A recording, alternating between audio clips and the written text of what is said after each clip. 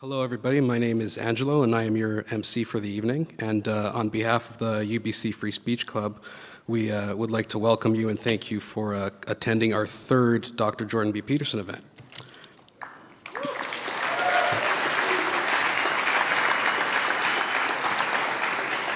Now, I know you are all very excited to hear the man, so I'm going to keep these opening remarks very short. The UBC Free Speech Club is devoted to the sanctity of liberty in our society and the necessity to keep liberty safe from those who want to destroy it. Within just a year, our club has grown to over 1,000 members and is now in the process of incorporation so that we may continue to bring speakers and host events such as this one. None of that would be possible without Dr. Peterson, who has inspired countless students all over North America to start speaking up on their campus. And in fact, this club sprung up around the same time when Dr. Peterson publicly came out against Bill C-16. That was just over a year ago, and since then, his philosophy of cleaning your room and sorting yourself out has bettered and influenced the lives of countless people. He's an accomplished psychologist, professor, and author. His book, Maps of Meaning, is an analytical window into the myths and cultures of humankind. And now he has written a new book. It's called 12 Rules for Life, An Antidote to Chaos, and is available for pre-order on Amazon with the release date of January 23rd, 2018. And on that note, on behalf of the UBC Free Speech Club, we would like to introduce you all to Dr. Jordan B. Peterson.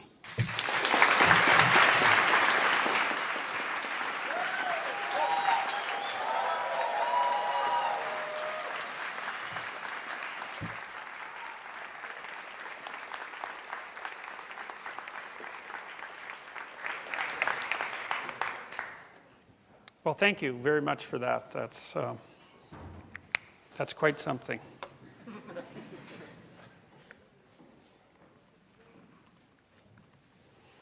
All right. There's a house mic, right? I don't need this one? Okay, well then let's just move it out of the way. Great. So I'm going to talk to you tonight about the ideological nexus of postmodernism and Marxism. And I want to get into it fairly deeply, so we can have a thoughtful talk and then discussion afterwards. So it's a confusing topic because it's not obvious by any stretch of the imagination why postmodernism and neo-Marxism or Marxism proper would be aligned, because postmodernism is an anti-grand narrative philosophical movement and Marxism is a grand narrative. And so the fact that those two things seem to coexist in the same space definitely needs some explanation. And it's a very tricky thing to get to the bottom of. So we won't get to the bottom of it, but we'll get farther to the bottom of it than I've got before, and hopefully farther than many of you have got before. So let's see what we can figure out here. So I'm going to start with some definitions. I'll return to them as we continue. You know, with philosophical movements, they're often not named by the major thinkers in the movement. They're sort of named afterwards. The name covers a very large range of ideas and actions and perceptions. Like, it's not that easy. People talk about existentialism, for example. It's not that easy to come up with a one-paragraph summary of what constitutes existentialism. My sense for the existentialists is that it's fundamentally a movement that's predicated on the idea, at least in the psychological sense, that Freud tended to attribute human suffering and mental disorder to childhood trauma. It's more complex than that, but that'll do for a quick overview. But the existentialists thought that there was enough suffering intrinsic in life so that it wasn't insanity that was the question, it was sanity. It was how it was possible for people to be sane and let's say normal, for lack of a better word, given that there was brutality and malevolence intrinsic in life, and the fact that you had to rise up as an individual and stand in relationship to that is part and parcel of what constitutes existentialism. And there's all sorts of different people who were thinkers who were existentialist, some of them atheistic, some of them deeply religious like Dostoevsky. But so it's not, I'm using that as an example to show you how difficult it is to bring a set of thinkers under one umbrella. You're bound to oversimplify, but we'll go ahead and oversimplify. Postmodernism, you can think about it as an attitude of skepticism, irony towards and rejection of grand narratives, ideologies, and universalism, including the idea of the objective notions of reason. That's a big one. Human nature, that's a big one. Social progress, absolute truth, and objective reality, all those things being questioned. I kind of think of the head joker at the top of the postmodern hierarchy as Derrida. Foucault is often mentioned, as are a number of other people. Here's some other attributes of postmodern thinking. There's a recognition of the existence of hierarchy, that's for sure. And there's an echo of that idea, the recognition of hierarchy, in the term patriarchy, because of course patriarchy is a recognition of hierarchy. Now it's a very particular kind of recognition, but the postmodernists also tend to define hierarchy as a consequence of power differential, and so the world they envision, as far as I can tell, is something like it's a sociologically Hobbesian nightmare. So Hobbes thought of, the philosopher Thomas Hobbes thought of the natural state of human beings as every individual in some sense at the throat of every other individual. So that the basic state of mankind, unlike the Rousseauian state of, say, virgin innocence and the primitive Garden of Paradise, was an all-out war of everyone against everyone else, and that required the imposition of a social order to keep peace, essentially. So it's a fairly dark view of humankind. Rousseau, on the other hand, would think of people as intrinsically good and the social order as intrinsically tyrannical. You can actually think about Hobbes and Rousseau in some sense as opposites that need to be paired together in order to get a relatively comprehensive view of human nature. Well, the postmodern view is like the Hobbesian view in some sense, except you want to replace the individual with pyramids of social organization, so hierarchies of social organization that are based on group identity, and that the landscape in which those pyramids exist is one of unbroken enmity and inability to communicate. So it's a very dark view as far as I'm concerned. And I think it's fundamentally wrong in many ways. I mean, it's right in that there are groups of people and there is some difficulty in communication between them, and that power is an element in the formation of hierarchies, but you can't reduce hierarchy or group relationship to those premises. It's too simplified because people also cooperate. We're also not groups. Many of us belong to many groups. So the actual situation is far too complex to reduce it to that degree. Even though you can come up with a good explanatory story if you do so, it doesn't capture the nuances, and they're not just nuances. It doesn't capture the essence. Now, the thing is that when you make the presupposition that the reason that hierarchies exist is because of power, then essentially what you do is turn every hierarchy into a tyranny. And so if there is a hierarchy, then you assume it's a tyranny. Well, that's really the patriarchy. The patriarchy is hierarchy assumed as tyranny. And that's also just not true, except in pathological hierarchies.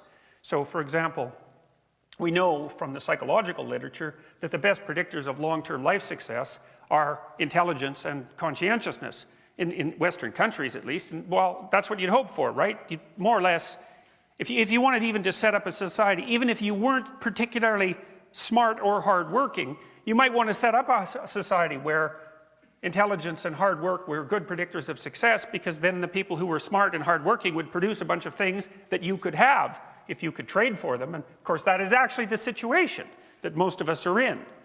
So, and of course, the other thing about people who believe that hierarchies in the West are only composed of power and tyranny is that their own actions belie that, because whenever they make a decision to interact with that hierarchy, they attempt or to make a purchase or to make a trade, let's say, or to obtain a service of any importance, let's say a medical service, they're going to definitely act as if there are less and more competent people within that hierarchy and seek out the ones that are more competent, obviously, which you don't do. If the hierarchy is only composed of tyranny and power, there's no point in looking for competence. But anyways, in the West and in functioning societies, the hierarchies are basically predicated on competence and not power. And you might say, well, that's pretty naive. It's like, no, actually, it's not very naive. I'm not saying at all that inappropriate power plays don't play a role in corrupting hierarchies of competence. That happens, but generally what happens is if the hierarchies of competence get corrupted enough by power, then they crumble because they can no longer function. So, and the evidence that our hierarchies of competence work is everywhere because everything around us works all the time. Ayaan Hirsi Ali tells two interesting stories in her book Infidel, which is a great book, by the way. She came from Africa and from a country that wasn't very functional. And when she came to Holland, she said there were two things that really amazed her. And this really struck me because, now and then you get lucky and you can see the world you live in from an outsider's perspective, right? You get to see through someone else's eyes. She said the first thing that knocked her off her feet was waiting for a bus in Amsterdam. And she's standing at the bus stop and there's a pole there and there's a digital sign on the pole. And the digital sign says when the next bus is going to come and counts down. And then when it hits 0, the bus appears. And she absolutely could not believe that would happen, that there could be a sign that told you when the bus would come and that it would change and the bus would actually appear. And you think, well, yeah, no, that's a miracle, man. That's an absolute miracle. It is. You've got to think that through. The amount of timing and organization and reliability, mechanical reliability and sociological or social organization and dedication on the part of the bus drivers and the entire company and the organization of the whole city and the state to make that possible is absolutely beyond belief, especially when it's timed to, well, perhaps not the second, but to 10 seconds or something like that. That is absolutely beyond belief. And her inability to comprehend that was the correct response. And then the other thing she was amazed by was that you could go talk to policemen and they would help you. That was just a no-go for her, because for her experience was policemen were there to shake you down and hurt you. And so you think, well, I won't dwell on that point any longer. The point is that it's absolutely ridiculous, blind, to make the assumption that the hierarchies in functioning Western democracies are fundamentally predicated on power and tyranny. And then, I can use a biological example too, which would place me outside of the postmodern realm of argument because the postmodernists don't believe in biology, but they act like they do because they all die. So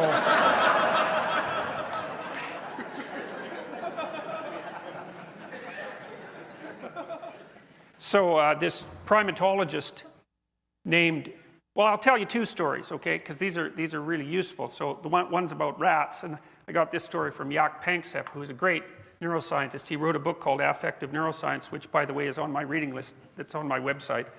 It's a really good book, Affective Neuroscience. He's a great scientist. He was one of the people who he learned that rats laugh. They laugh ultrasonically like bats. So if you tickle them with a pencil eraser, they laugh, but you have to record it and then slow it down, and then you can hear them.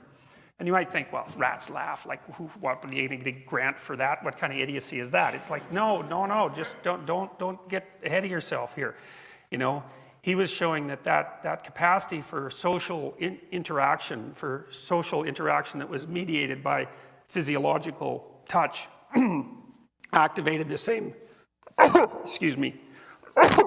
activated the same circuits in rats that it does in people, and that those are actual biological circuits and that we share them even with rats. Now, rats are quite similar to human beings, as it turns out.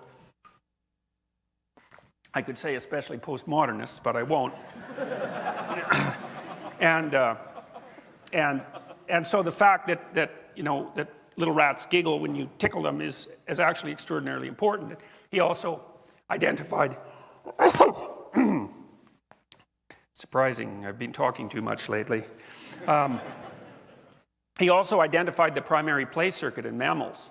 And that's a big deal too from a scientific perspective. That's like discovering a new continent, like discovering a whole brain system that people really didn't know existed. That's a big deal. So here's a little story about rats. So young rats like to engage in rough and tumble play, especially juvenile males. It's also the case for puppies, if you've ever had a puppy. Dogs are like that. They like to wrestle. And it's one of the things that male human beings tend to do with their offspring, and it's a really, really good thing. Like rough and tumble play with children really helps socialize them because it helps them figure out the difference between touch and even rough touch and pain. You know, because one of the things you're doing when you're rough and tumble playing with a little kid is, you know, you throw them up in the air and you wrestle them around. I had 2 couches when my kids were little that were sort of face to face. So we built this little wrestling ring, and I used to go in there and pound them half to death every night, you know. So they love that. I mean, they get so excited about that. They love that so much. It's just crazy. But the reason for that is like you're stretching out their bodies, and you're showing them that they can't put their thumb in your eye, and you're teaching them to be graceful, and you're teaching them the difference between something new that's happening to the body and something painful. You're really teaching them to dance. And it's this really complicated physiological dance that is indicative of a socialized being. And that's partly why women like men who can dance, by the way, because it shows that you can pay attention to someone else. First of all, that you're coordinated, but even more importantly, that you can take the fact of your coordination and coordinate that with someone else's coordination. So, and that's very primal and physiological. It's built right into your body. And rough and tumble play helps with that a lot.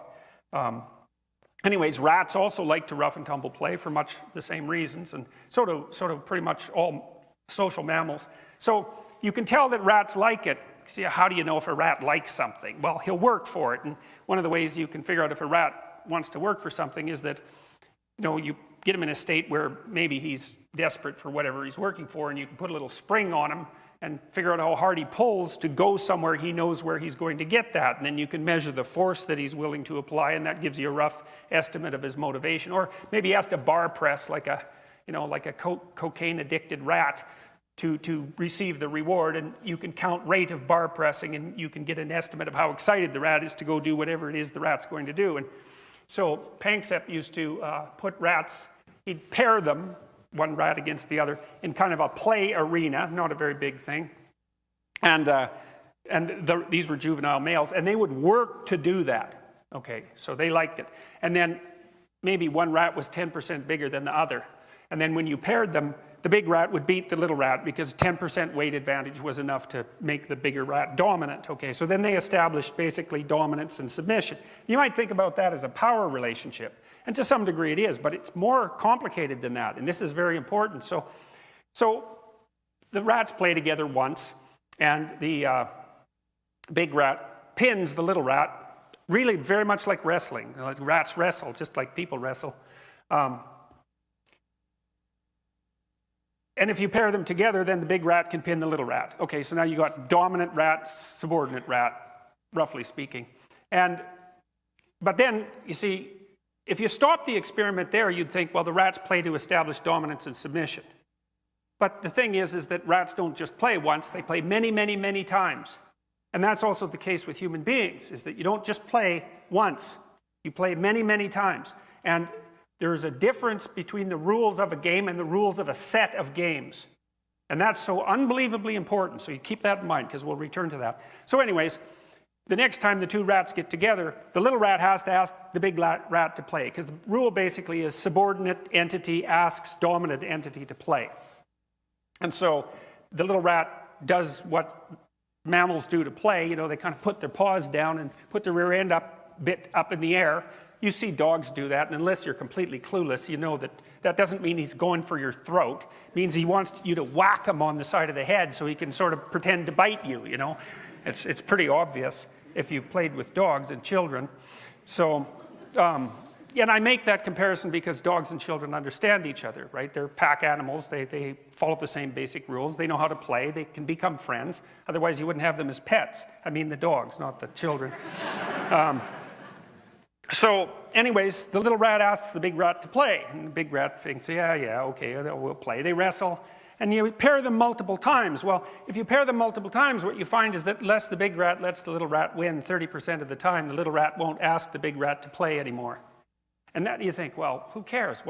Why is that important? It's like, it's really important. That's a really important discovery, because it shows you that even rats have a sense of fair play that emerges across iterated games. It's evidence for the biological instantiation of a social morality. It's a big deal, man. That's a big discovery.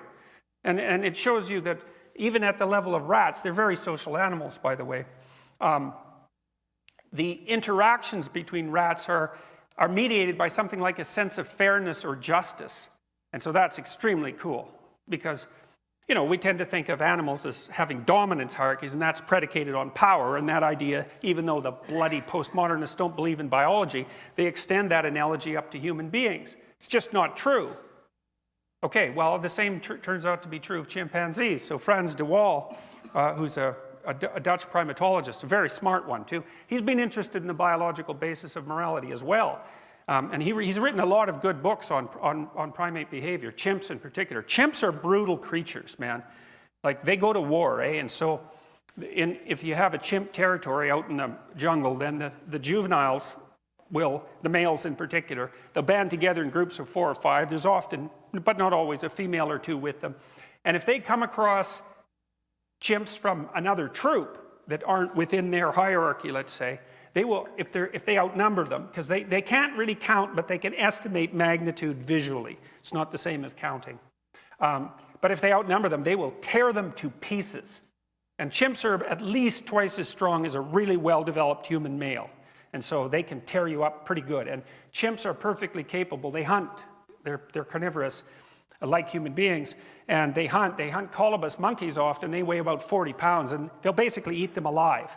Right? The monkey's screaming away like mad because, you know, it's in pain because it's being eaten. And that doesn't slow the chimps down a bit. There's no cross-species empathy stopping them from having their snack. And so chimps are very brutal creatures.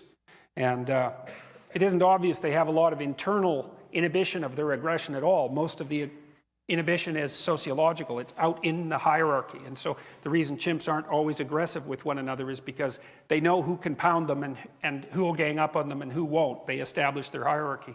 Anyways, you know, you think about a chimp hierarchy and you're talking about a fairly strong and aggressive creature. You might think it's biggest, ugliest, meanest, most vicious, irritable, unpleasant chimp that rises to the top. Well, that's kind of the postmodernist view of human society. But that's not the case. It happens sometimes. But what happens, and de Waal has documented this quite nicely, is that tyrant chimps lead unstable regimes. Now, you know, that might sound familiar because the same thing, of course, is true of human beings. And why is that? Well, it's because, you know, people don't like tyrants, and chimps don't like them that much either. And chimps are actually quite reciprocal in their social interactions. So they don't just dominate each other, they groom each other, they have friendships, they contract social relationships over very long periods of time. You know, and they do that. And so they engage in reciprocal interactions, let's say pro-social reciprocal interactions. And you might think, well, what's the weak point of the biggest, ugliest, toughest chimp in the troop? And that is he doesn't have any friends. And so, you know, maybe he has a bad day.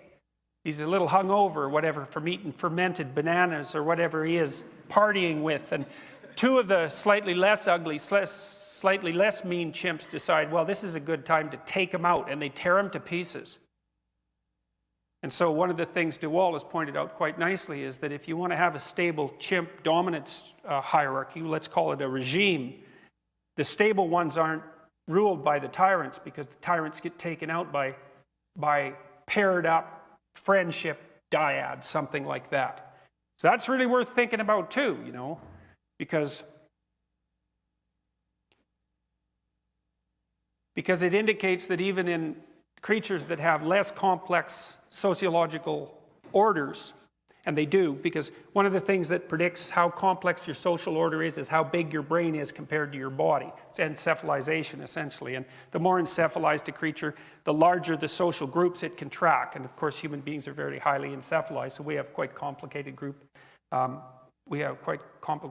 organizations. But even in simpler group organizations like the chimps, it isn't the tyrant who rules stably. And that turns out to be also incredibly important. Okay, so, you know, so much for the idea that power is the only game in town. Then you got to ask the question is, well, this is actually a postmodern question.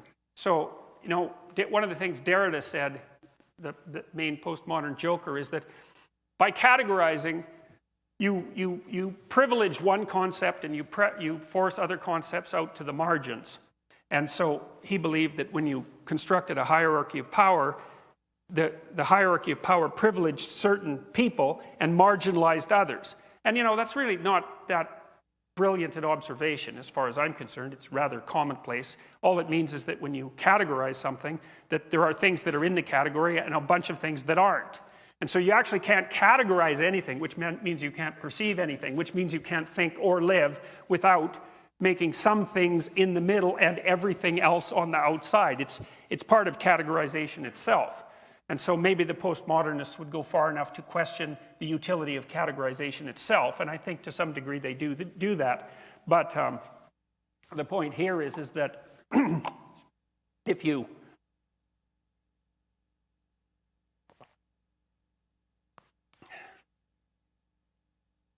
have to ask why it is that you would, if you were a postmodernist yourself, why it is that you would privilege the idea of power above all else. It's exactly what is it that you're pushing to the margin. And so that's something that we're going to talk about. Now, here's one thing you might push to the margin. Let's say that you believe that hierarchies are a consequence of power. Well, then you push competence to the margin. And then applying the postmodernist logic, you might say, well, the reason you're privileging power is so that you could push competence to the margin. And so you want to keep that in mind too, because that's going to become important as we discuss the relationship between postmodernism and Marxism. Maybe you're after the destruction of the idea of competence itself. All right, so, okay, postmodernism. We talked about it a little bit. We'll return to it. Now we're going to talk a little bit about Marxism. I've got a quote here from Marx. The proletarians have nothing to lose but their chains. Well, that was pretty good for like 1880 or 1890 or whenever it was he wrote it, somewhere around that period of time. Turned out the proletarians had a lot more to lose than their chains. They had their lives and their families to lose. And that was demonstrated amply as a consequence of the, what would you call it, the sociological movements that were put into place when the Marxist presuppositions began to govern societies like the Soviet Union. So, all right. So let's take the same postmodernist approach. So here's some basic tenets of Marxism.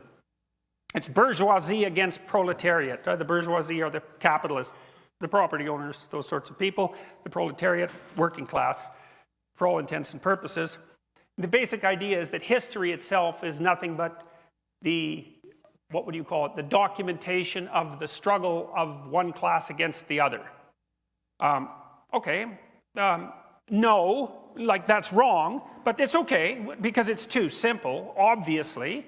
It's obviously too simple. There's all sorts of motivations that people have. Some of them are economic, some of them are associated with power. But that's okay. We'll leave that. Let's give the devil his due and say, well, yeah, fair enough. There is still a fair bit of tension between the haves and the have-nots, and maybe that was even more intense in previous societies than it is now. And there's no doubt that economics plays a role in virtually everything that human beings do, and a fairly significant role. So let's accept that as a potential theory. It's simple, but maybe it's practically useful.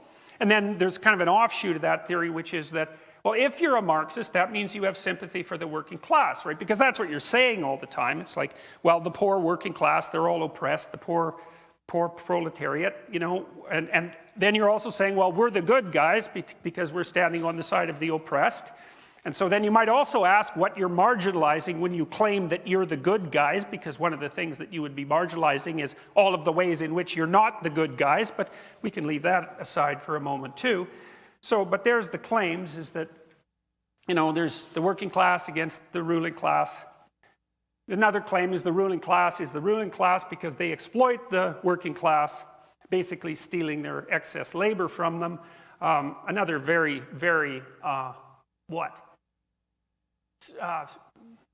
surfacely attractive claim that lacks any reasonable justification, you know, because it's predicated on the idea of the world as a zero-sum game, and clearly the world is not a zero-sum game. So when someone creates wealth, when someone is wealthy, it can be, at least at times, because they created it, not because they swiped it from someone else. I think, you know, you can think of someone like Bill Gates or Steve Jobs as a good example of that. You know, what they produced had a value that far exceeded what they garnered as a consequence of their production, even though what they garnered was very substantial. So anyways, but we'll get, like I said, we're going to give the devil his due. Okay, it's the bourgeoisie against the proletariat. We'll accept that. It's class warfare as the primary historical mover. No problem. Now, but here's one I'm not willing to give away so easily. We have sympathy for the working class, primarily, and we're good because of that. No, I'm not going to just like give that away so simply. So let's investigate that a little bit. Let's see if we can actually figure out if that's true. We'll say we use a pragmatic approach, because I'm a pragmatist in the William James sense. Or maybe you could think about it even more deeply and anciently. There's a statement in the New Testament, I think it's, by their fruits you shall know them. Fine. So we're going to walk down that road.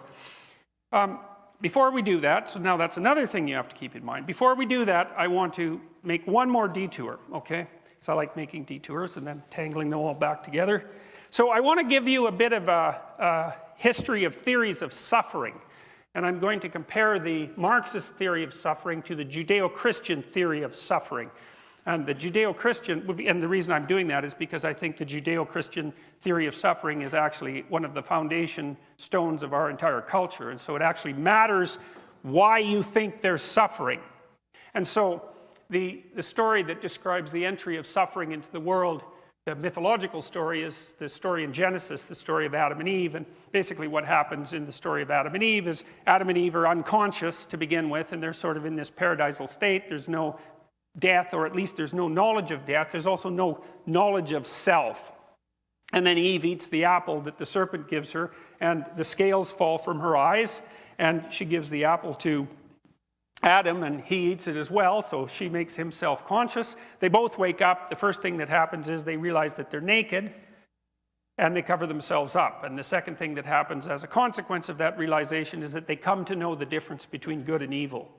And I mean, that's an insanely complicated story that's dealing with a absolutely incomprehensible number of complex phenomena simultaneously, but it basically goes something like this, is that to be aware that you're naked is to be aware of your fragility and your mortality. When you have a nightmare about being naked in front of a crowd, it means that you're exposed to the crowd. All your flaws, all your mortal vulnerability is exposed to the crowd for them to see, for you to be ashamed of, for them to judge. That's partly why we're all clothed. That's partly why why clothing is a human universal. There's many human universals, by the way. Clothing is one of them, although it's used for many different purposes. So Adam and Eve cover themselves up, and so it's because they've realized that they're vulnerable. They're naked and vulnerable. That's self-consciousness. Human beings are self-conscious animals. We're really the only self-conscious animals. Other animals have the glimmerings of self-consciousness. Some of them can identify themselves in a mirror, for example, but we have whole theories of ourselves. We have whole articulated verbal and philosophical theories of what a human being is and what we each are as individuals. So really, those aren't in the same conceptual universe. It's a whole different, it's a qualitatively different issue in the case of human beings. We're self-conscious. Self-consciousness loads on trait neuroticism, technically speaking, which means that self-consciousness is primarily something that manifests itself in the form of negative emotion. And we all know that. You're on stage, you get self-conscious. Is that a good thing? No. You can get so self-conscious that you're tongue-tied, right? It's not good. You don't want to be self-conscious on stage. Or maybe ever. You get self-conscious in the face of someone you're trying to impress. You turn all red, you stammer. It's like self-consciousness is a rough business. And it's no wonder, because you know yourself for the fragile fool that you are. And it's even worse than that, because, see, it took me a long time to figure out why it was that when Adam and Eve woke up, they also developed the knowledge of good and evil. I just couldn't figure that out, because it didn't make sense to me. How self-consciousness, knowledge of vulnerability, and the knowledge of good and evil were tangled together. Or even really what the knowledge of good and evil meant. But I figured it out eventually. I thought, oh, I get it. It was like a real revelation to me. As soon as you know you're vulnerable, you know the difference between good and evil. Because as soon as you know you're vulnerable, then you know everyone else is. And as soon as you know that everyone else is vulnerable, you know how to hurt them. And so that means you consciously know how to bring suffering into being. And that's the knowledge of good and evil. And you know that because let's say that you're really good at torturing people. And there's no doubt a number of people in the audience who are actually quite good at that. And maybe you all have a bit of an affinity for it. If you're married, I'm sure your partner would testify to that. So if you're going to hurt someone, what you think essentially is, okay, what would really hurt me? And then you think, well, I'll just do that to them. It's like, that's a good theory. It's very sophisticated.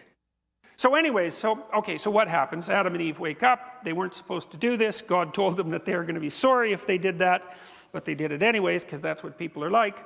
And because we always learn things that knock us out of our present paradises, right? We're curious and we won't leave things alone. And maybe things are not so bad. And then you ask some questions that maybe you're not so happy about asking once you find the answer. And you fall out of your little paradise into history and you got to work to set things right again. And anyways, God gets wind of this and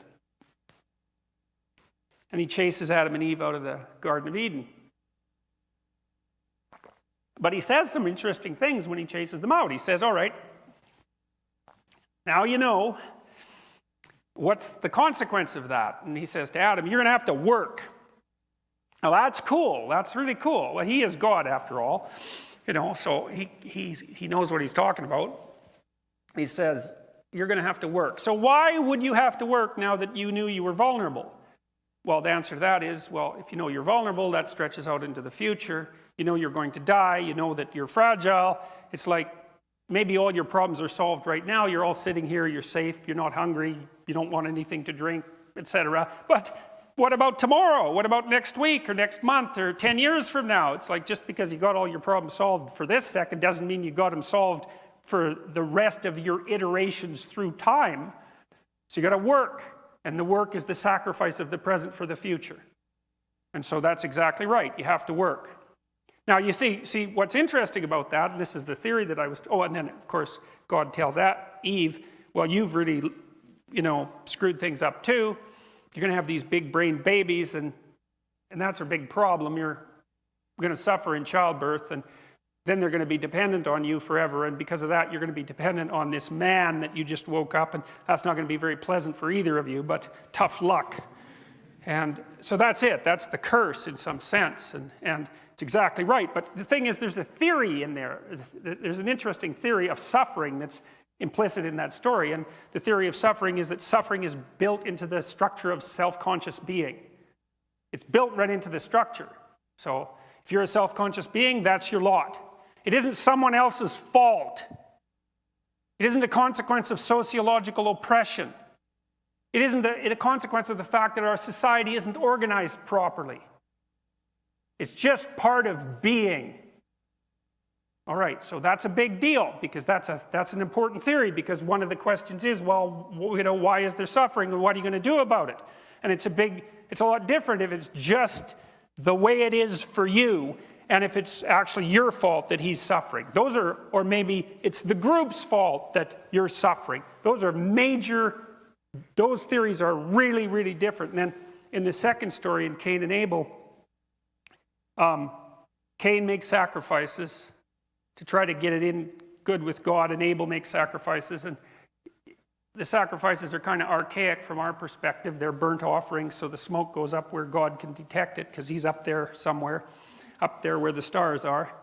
And God rejects Cain's sacrifices, and we don't really know why, but it kind of looks like Cain is a second-rater, and then Cain goes and complains to God and says, like, what kind of stupid universe did you make here? I'm breaking myself in half trying to get things together, making the proper sacrifices, and nothing's going well for me. And Abel, well, everything he touches turns to gold. Everyone loves him. He's even a really good guy. It's like, it's so annoying. What's up with this place you built? And God tells Cain, don't be coming and telling me that the entire fabric of reality is wrong because it isn't working out for you. It says, sin crouches at your door like a sexually aroused predatory cat. That's basically the metaphor that God uses. And he says, and you let it in and let it have its way with you. And that's really an interesting way of putting it, because what God says to Cain is that, you know, you're all bitter and resentful, and really it's no wonder, because, you know, things aren't going well for you. And then you've got Abel, who's overshining you in every way, and but yeah, it's your fault. This terrible thing waited at the door, and you let it in, and then you entered into a creative union with it, and you produced something as a consequence. And that's this tormented spirit that you have now, and it's polluting your relationship with reality. And that's why things aren't working so out very well for you. So go put yourself together before you come and tell me just exactly what's wrong with the structure of reality. And Cain isn't very happy about that, because really, is that really what you want to hear? It's right, like, you have more misery than is necessary because you really didn't put your act together, and you know it. And you've done it creatively. And so Cain goes and kills Abel. That's the story of how resentment enters the world. And it's the first story in the Judeo-Christian canon, let's say, about actual human beings. Because Adam and Eve were made by God, so they don't really count. Cain and Abel were born. And so that's something, so there's a reaction to suffering, right? The necessity of sacrifice. And the consequence of the necessity of sacrifice is that some sacrifices work and others don't. And then if your sacrifices aren't met with the goodwill of God, let's say, well, then that makes you angry. Well, of course it does. And you can take God out of the story if you want, if you're not happy with that kind of mythological or narrative statement, but it doesn't really matter, because the whole point is that if you make sacrifices, especially if they're second rate, things aren't going to go very well for you, and you're going to get bitter and resentful and murderous and maybe genocidal. And it's really interesting, you know, because Cain has descendants, and if you transgress against them, they don't just kill you, they kill 7 of you, and then his later descendants kill 49 of you. There's this exponential growth of murderousness as a consequence of Cain's primal fratricide. And then the next story is the flood. And that's not an accident. There's nothing in those stories is an accident. Okay, so now you've got 2 different theories about the nature of suffering. You've got the one I just laid out. It's called the foundational story of suffering and malevolence. And you have the Marxist story, which is, well, there's oppressed people, and the reason they're oppressed and suffering is because the oppressors are oppressing them. Those are not the same theories, right? And there's a utopianism that's implicit in Marxism, which is if you could just get the damn oppressors to stop oppressing the oppressed, then the utopia would arrive. And so not only are the oppressors responsible for the suffering of the poor, they're also responsible for the fact that the utopia isn't here for everyone. And so how reprehensible can you get? Well, then that certainly justifies, that degree of malevolence justifies pretty much anything you'd like to do to them. So anyways, let's take this apart in a little more detail. Do the Marxists have sympathy for the working class? George Orwell was interested in this question. And so he wrote this book called Road to Wigan Pier, which I would highly recommend. It's on a reading list I made. It's on my website. You can check that out. Those are books that have been particularly influential to me. And so Orwell was a socialist. He wrote the book for the Left Book Club, which published a kind of a socialist book once a month. Orwell, by the time he wrote this book, he was already awake. You know, in the 1920s, after the Russian Revolution, no one really knew what to make of what was happening in what would become the Soviet Union, right? I mean, it was after World War I, the planet was in ashes for all intents and purposes. The old aristocratic order was crumbling. It was a horror show. And these revolutionaries came out with these new ideas and tried to in principle, give the working class a break, and everybody watched to see what would happen. And the honest people and the intellectuals watched, and I separate them for a reason. But by 1920, 21, 22, something like that, it was obvious already that something was rotten in the state of Denmark. Malcolm Muggeridge went over to the Soviet Union to check out how the collectivization of the farms was going, and he found out it was actually pretty murderous. Right, because what the communists did was round up all the successful farmers and rape them and kill them and steal everything they had and send them off to Siberia, which turned out actually to be a pretty bad idea. Now you think about it, those people were serfs not very long before, a couple of generations at most. And they were so not much more than slaves, and some of them had risen up to the point where they may have had a nice brick house and a couple of cows and maybe a person working for them or two. And there was a small proportion of the agriculturalists in the Soviet Union that were producing most of the food. And that's just how it goes, because that's a Pareto distribution issue. In any field where there's human productivity, a small proportion of the people produce almost all of the output. It's actually the square root of the number of people in the field produce half the output. So if you have 100 farmers, 10 of them produce half the food. But if you have 10,000, 100 of them produce half the food. Okay, so what happens when you kill all the good farmers? You starve 6 million Ukrainians to death in the 1930s. And, you know, that's not something that's all that widely known, but if you want to provide some additional fodder for your nightmares, you could go online and read about what happened to the Ukrainians in the 1930s.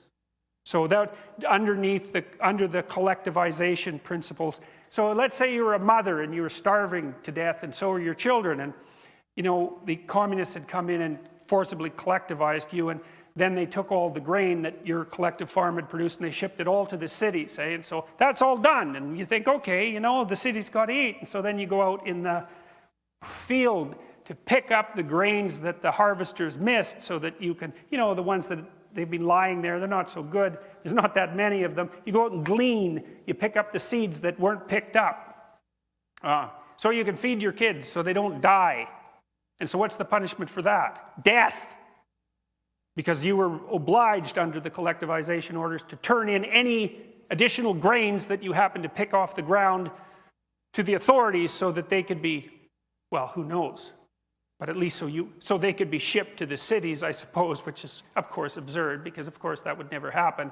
But it was mostly so that you could just actually die. So, okay. Anyways, back to the road to Wigan Pier. Now, I'm going to read you a little bit about from the book. So, Orwell went out to this mining town in the northern UK, and coal miners. Orwell had sympathy for the working class. He really worked on that his whole life, because he was a middle class, upper middle class, snobby type Englishman, and he knew it. And he tried really hard to overcome that. He served in the Spanish Civil War. He wandered around as a tramp. He worked in low-end restaurant. He worked as a low-end worker in restaurants in Paris and in London. He has a very good book, I think it's called Down and Out in Paris and London, that describes that. Like, he was a seriously committed dude and really a smart guy. And so he's going up to these terrible towns in the northern UK where the coal miners worked and had their families. And, you know, they had hard lives. They had hard lives, and that's just saying nothing. You know, the coal miners that he met, they didn't have any teeth by the time they were 30. He said, the women he talked to said, teeth are just a misery. It's better to get rid of them as soon as you can. And they went and the men went and mined coal, and that was rough. You know, they all had black lung by the time they were 40, and they were done fundamentally. But here's just a bit of a story about how hard their lives were. So they had to go in the mines during the day, so they never saw the day, so that's one thing. They had to go to the mines, and then they had to like knock coal off the walls. That's hard, with hammers and picks and all of that, and they had to move it. But that was their job, but there was the commute. So here was the commute. So imagine that the typical tunnel was about that high, something like that, and the typical coal miner was about that high. Well, that's a problem, eh, because you got to walk through those tunnels to get to work. So you have to walk like this. Then the question might be, well, how far do you have to walk to work? And the answer is 3.5 miles. And that's how far you have to walk back from work after you've put your 8-hour shift in at the coal mine. And you don't get paid for the commute. And so Orwell said that was more or less like climbing a small mountain in the morning before you went to work, and then climbing another one at night before you went home. And so that was just, I mean, believe me, I'm telling you very little about how tough their lives were. But that gives you a little flavor. Actually, one day like that for a modern person, you're dead, eh? Or you wish you were dead anyways. And so Orwell talks about going up there to stay and terrible places he lived in while he was up there and the terrible food he ate and the miserable, wretched scenes that he saw. And here's one of the miserable, wretched scenes. He's on a train through the neighborhoods. He says, "The train bore me away through the monstrous scenery of slag heaps, chimneys, piled scrap iron, foul canals, paths of cindery mud, crisscrossed by the prints of clogs." This was March, but the weather had been horribly cold, and everywhere there were mounds of blackened snow. As we moved slowly through the outskirts of the town, we passed row after row of little gray slum houses running at right angles to the embankment. At the back of one of the houses, a young woman was kneeling on the stones, poking a stick up the leaden waste pipe which ran from the sink inside and which I suppose was blocked. I had time to see everything about her, her sack apron, her clumsy clogs, her arms reddened by the cold. She looked up as the train passed, and I was almost near enough to catch her eye. She had a round, pale face, the usual exhausted face of the slum girl who's 25 and looks 40 thanks to miscarriages and drudgery, and it wore, for the second in which I saw it, the most desolate, hopeless expression I've ever seen. It struck me then that we, meaning the middle class at that time, are mistaken when we say that it isn't the same for them as it would be for us, and that people bred in the slums can imagine nothing but the slums. For what I saw in her face was by no means the ignorant suffering of an animal. She knew well enough what was happening to her, understood as well as I did how dreadful a destiny it was to be kneeling there in the bitter cold on the slimy stones of a slum backyard, poking a stick up a foul drain pipe. All right, so Orwell writes the first part of the book, and it details the lives of these people. And then he makes an argument. He says, like, how can you read about this? How can you know about this without having some sympathy for redistribution schemes and socialist ideas? And so he's actually asking himself this question. It's not just a rhetorical question. He's a serious guy, right? He goes up there and he tells you a story that you have to have a heart of stone if you read that and you don't think, man, something should be done about this. It's really awful. So he's set up this situation where your sympathies are completely with the people that he's describing. But socialism wasn't all that popular in Britain at that time, and socialists weren't all that popular with Orwell. He didn't really like them that much. And he was trying to figure out why that was.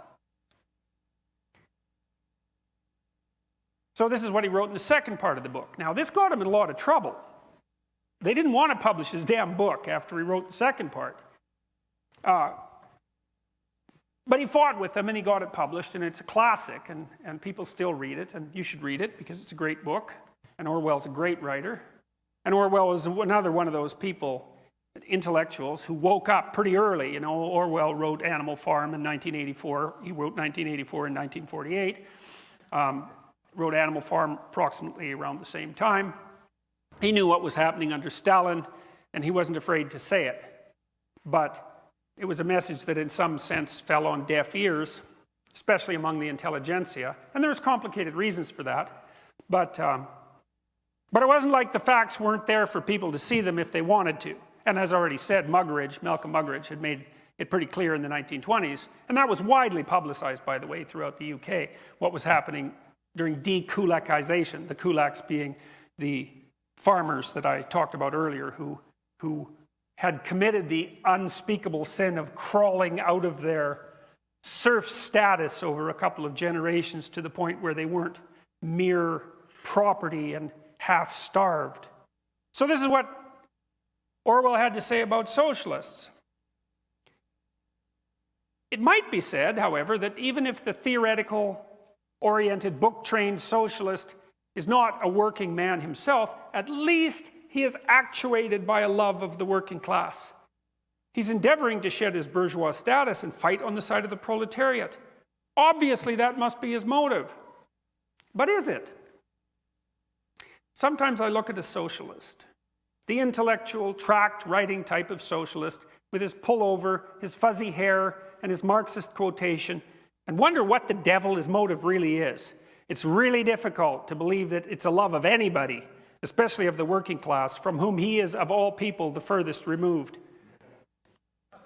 The truth is that to many people calling them socialists, revolution does not mean a movement of the masses with which they hope to associate themselves. It means instead a set of reforms which we, the clever ones, are going to impose upon them, the lower orders.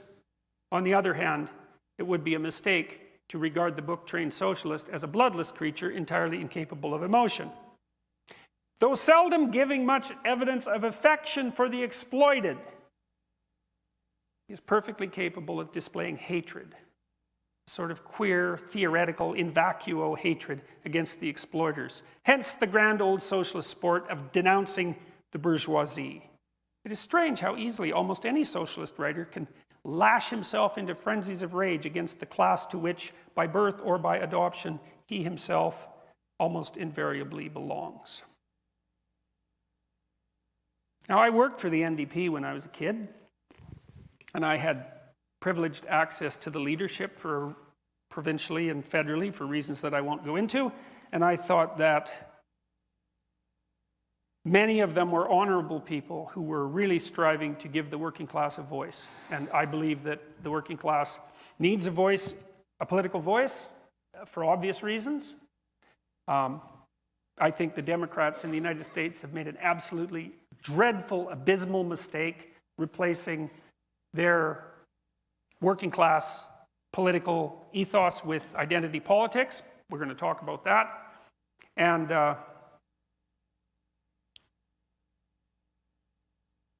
I don't think the situation has changed that much. I think one of the things that's happened in the United States is that world stability and peace, in some ways, has been purchased at the expense of North American working class well-being. You know, because the Chinese have got rich compared to 30 years ago, 40 years ago, 50 years ago. The Indians have got rich, again, same comparison basis. There's more middle-class people in India now than there are in the United States. The trade arrangements that have been in North America allowed for the rise of middle classes globally. At the same time, they opened up the working class in North America to competition from those low-wage sources. And maybe that's a good deal. It's hard to say, right? Because it's not such a bad thing that the Chinese aren't starving, and it's not such a bad thing that the Indians aren't starving, and that those societies are transforming themselves actually into communities that are quite wealthy. It's like, hooray for that. It's an absolutely miraculous transformation. It's the most rapid growth of human wealth in the history of humanity. So we should be pretty happy about that. But we should also remember, at least to some degree, who's paid the price for it. And so, as far as I'm concerned, the working class needs a voice. And it isn't obvious that they have one at the moment. Having said that, however, it isn't obvious to me at all that the people who purport to stand for the working class actually do so, or that if they do so, that the reason they do so is because they're all compassionate and sympathetic and loving and kind and saint-like. I'm more convinced by Orwell's argument. So back to the NDP. The people I met at the leadership level, a lot of them I had a fair bit of admiration for, but as I worked with the party over about a 5-year period, there was this contradiction that kept emerging for me, and that was that I didn't really like the low-level party functionary activist types. Like, they just weren't personally appealing to me. They seemed peevish and resentful. And then, at the same time, I was going to college. I was about 17. I got elected to sit on the college board of governors, and at that time, Alberta was conservative, politically, right? It still is, of course, but it was part of the progressive conservative empire, because they ruled Alberta forever. And all the Board of Governor members were basically nominees, right? They were conservative nominees, so these were conservative people. And I was an NDP member, and I thought, and I'd worked for small businessmen too who weren't NDP. They were conservative. I could never figure that out, but I'll tell you about that in a minute. But I had a bad case of cognitive dissonance because it actually turned out that I admired the people on the Board of Governors. And they were mostly, it was in Grand Prairie, it's not a very big place, and it's not very old. And so if you were reasonably successful in Grand Prairie, the probability that you had inherited your money from the aristocracy was like zero, because there wasn't one, right? The whole damn town was 50 years old. So if you had any influence or wealth, you were a small businessman, small to middle-sized businessman, and you knew what you were doing.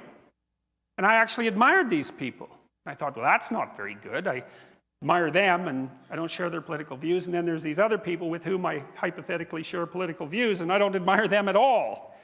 What's going on? And then I read Road to Wigan Pier, and I thought, oh, that's it. They don't like the poor, they just hate the rich. It's not the same thing. It's not the same set of motivations. And so let's say that you're a postmodernist and you privilege compassion for the oppressed.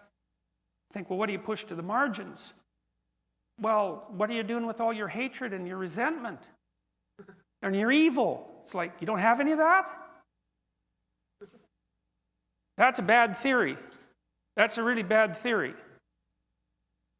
Okay, so fine. So you can say, well, yeah, you can say that, but I don't buy it. I still think that the people who stand to speak for the oppressed are in fact motivated by empathy and sympathy. Their hearts are in the right place. See, I don't really buy that either, because I don't really think, generally speaking, that it's a credible claim for someone to make that their heart is in the right place.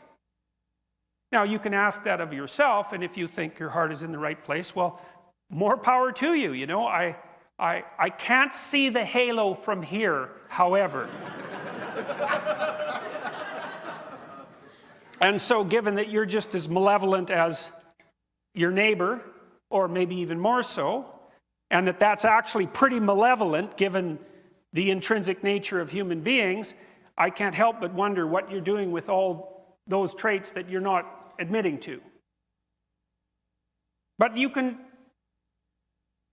even object, well, you know, that's a pretty pessimistic view of humankind.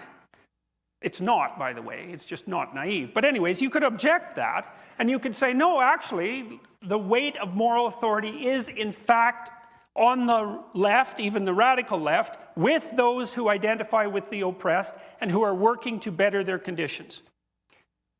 Okay. Fair enough.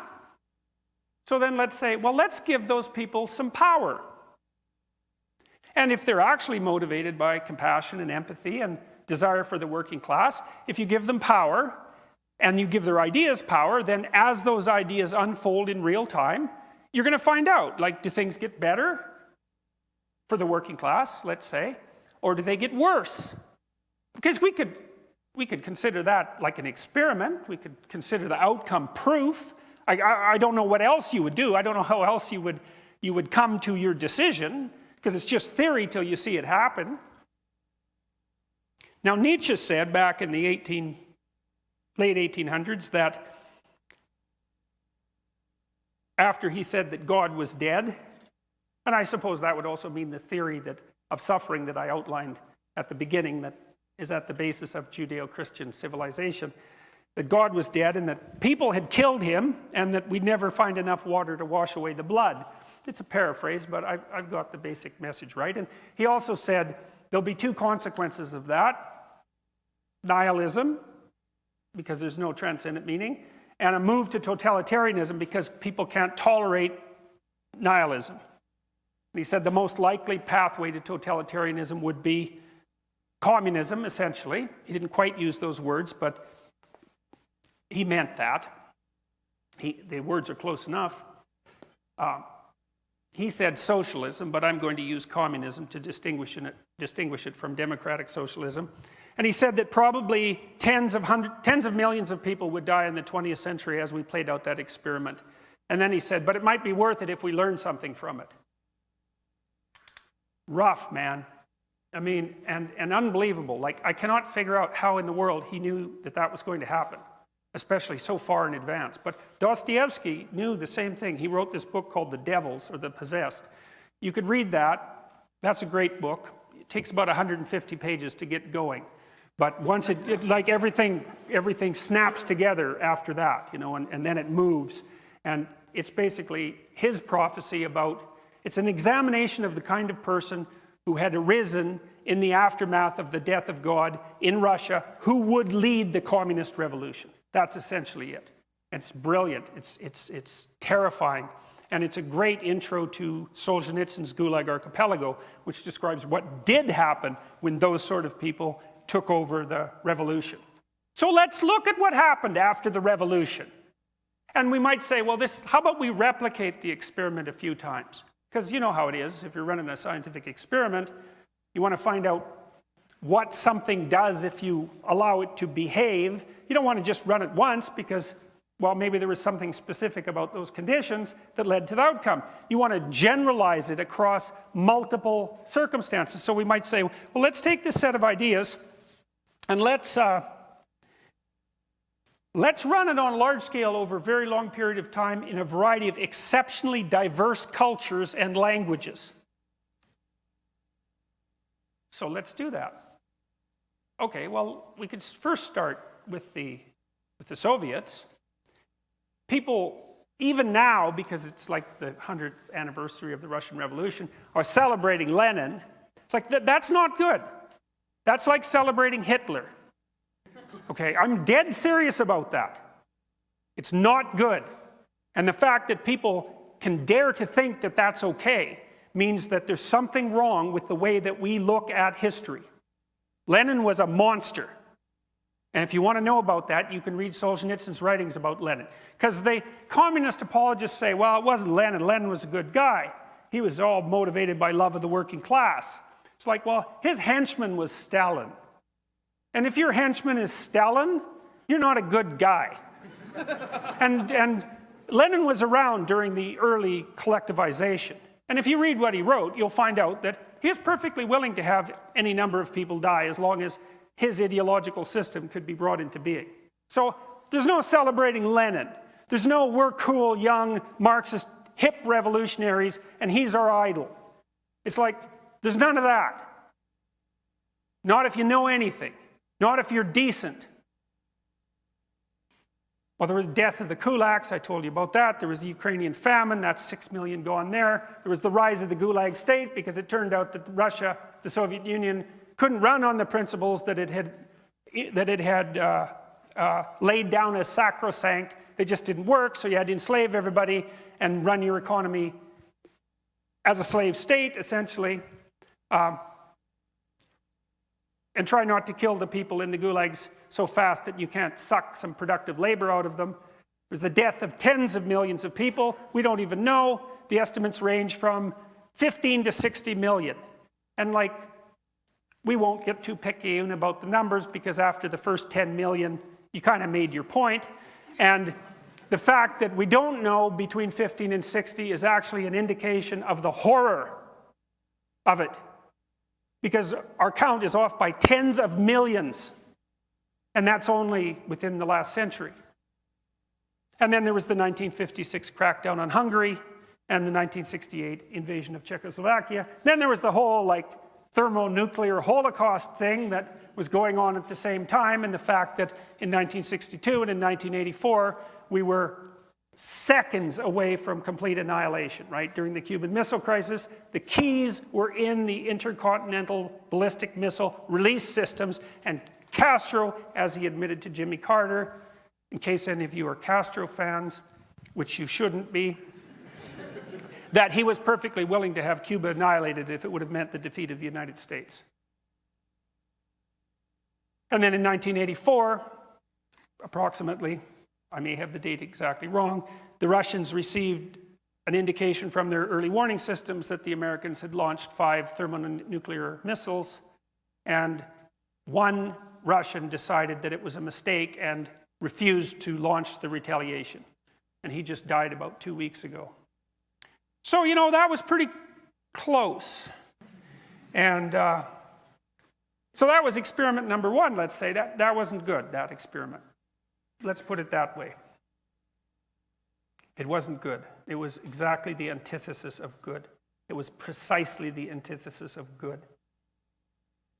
But that wasn't all. I mean, there's the People's Republic of China. That's a different country, like seriously a different country, right? Different tradition, different language. How many people died in China under Mao?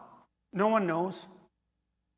Same issue with the Soviet Union, although Mao was a bigger monster than Stalin, and that's impressive, you know, because there's Hitler, there's Stalin, and there's Mao. And of the three, Mao was probably the worst. He's still revered in China. Maybe that accounts for their affinity for North Korea, which could still destroy us all, the remnants of that horrible state. Maybe 100 million people died in China during the Great Leap Forward. That's a hell of a leap forward. Well, maybe it wasn't 100 million, you know, maybe it was only 40 million. But as I said before, when you're counting in the tens of millions, your point's already made. And then there was Cambodia and the killing fields, and Bulgaria and East Germany and Romania and the Democratic People's Republic of Korea, that's North Korea, and Vietnam and Ethiopia, Hungary, etc., etc., etc. It was never a successful communist state. Cuba, I suppose, came closest, but it was radically... the Soviets poured money into Cuba, so that doesn't really count. So then the first question was, well, are these Marxists motivated by love or hatred? Well, is it love or hatred that produces 100 million dead people? And is that enough evidence or not? And if it's not enough evidence, if you think to yourself, well, that's not enough evidence, it was never really given its a proper try. It's like, well, what would have been a proper try? See, I always think when I hear someone say that, I know what you think. You think in your delusional arrogance that you understand the Marxist doctrines better than anyone else ever has, and that if you were the one implementing those doctrines, you would have ushered in the utopia. That's what you mean when you say that. And, you know, they say, and there's an idea in the New Testament that there's a sin, it's the sin against the Holy Ghost. If you commit that sin, no one really knows what it is, that you can't be forgiven. And I would say, well, if you want a candidate for the sin against the Holy Ghost in the 21st century, the statement,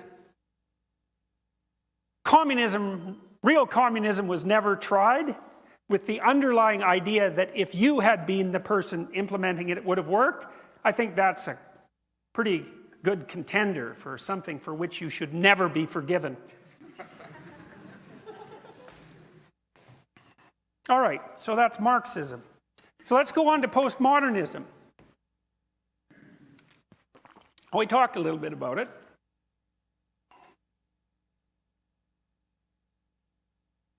Now, hypothetically, it's an attitude of skepticism, irony towards rejection of grand narratives, ideologies, and universalism, criticizes objective notions of reason, human nature, social progress, absolute truth, and objective reality. It's predicated on the idea that the reason that you categorize, especially, that the reason that you categorize is to marginalize. You categorize to marginalize to obtain power. Power is pretty much all there is. There's other elements of postmodernism. One of them is that human nature is merely a social construct. See, the reason for that, as far as I'm concerned, and this is a postmodern critique as well, I'm going to move the center to the margin and the margin to the centers. Why would you think that human nature is only a social construct? Well, here's why. It's because that means you could construct it any way you want to. That was a very common idea among the communists. You know, that's why Mao wanted to wipe out Chinese history. That's why the Red Guard went around in China and tried to destroy everything, every element of China's history prior to approximately 1960. Right, that great culture, thousands and thousands of years old. As well, so you could bring in the new man. Well, what was the new man? Well, it was whatever slave Mao happened to fantasize about. Or it was the utopian person. You take your pick, but like I said, if you take a look at the corpses, you can pretty much figure out which of those two it was. So what's up with these people? These deconstructionists, these postmodernists. What are they up to exactly? Well, here's the first thing. They came about pretty much when Marxism was no longer credible, no longer tenable as a set of intellectual propositions. Now, if you were a French intellectual, you had to have a lot of corpses piled at your feet before you were willing to think that you were wrong. So, here's an example. I don't remember his name. He was the architect of the killing fields in Cambodia. It wasn't Pol Pot, it was one of his advisors. Unfortunately, I can't remember his name. He took his PhD at the Sorbonne. And he developed the thesis in the Sorbonne, Marxist thesis, that the cities were parasites on the land. You know, it's an extension of the whole bourgeoisie proletariat thing. The cities were full of bourgeois types, educated parasites, essentially, who were doing nothing but stealing what was rightly the farmers. So when he came back to Cambodia, he put that into action and emptied out the cities and put all the intellectuals and the city dwellers either to death or to work, which generally resulted in death, and killed about 1/6 to 1/4 of the population. But he got his PhD from the Sorbonne. And that's a good story because that's exactly how complicit the Western leftist intellectuals were in facilitating the horrors of the 20th century. And it's not like we've learned anything since then. Quite the contrary. We've just gone underground. And that's what I see. That's what I see when I see postmodernism. So what happened was, despite the affinity of Western intellectuals for Marxism, maybe because they weren't paid as much as bankers, let's say, if we're being cynical about it. Because I've often thought that if you paid sociologists as much as investment bankers, they'd be capitalist very rapidly. Well, which is also to say that you may underpay intellectuals at your peril. And you know, that's actually dangerous because one of the things that's happening is that as the universities have become corporatized and corrupted in a variety of ways, more and more of the professors are adjuncts, right? I think it's up to 30, 40, 50%, something like that now. They've got no tenure, they've got no job security, and they're paid like $24,000 a year. It's not a good idea to radicalize the people that are teaching your children. But anyways,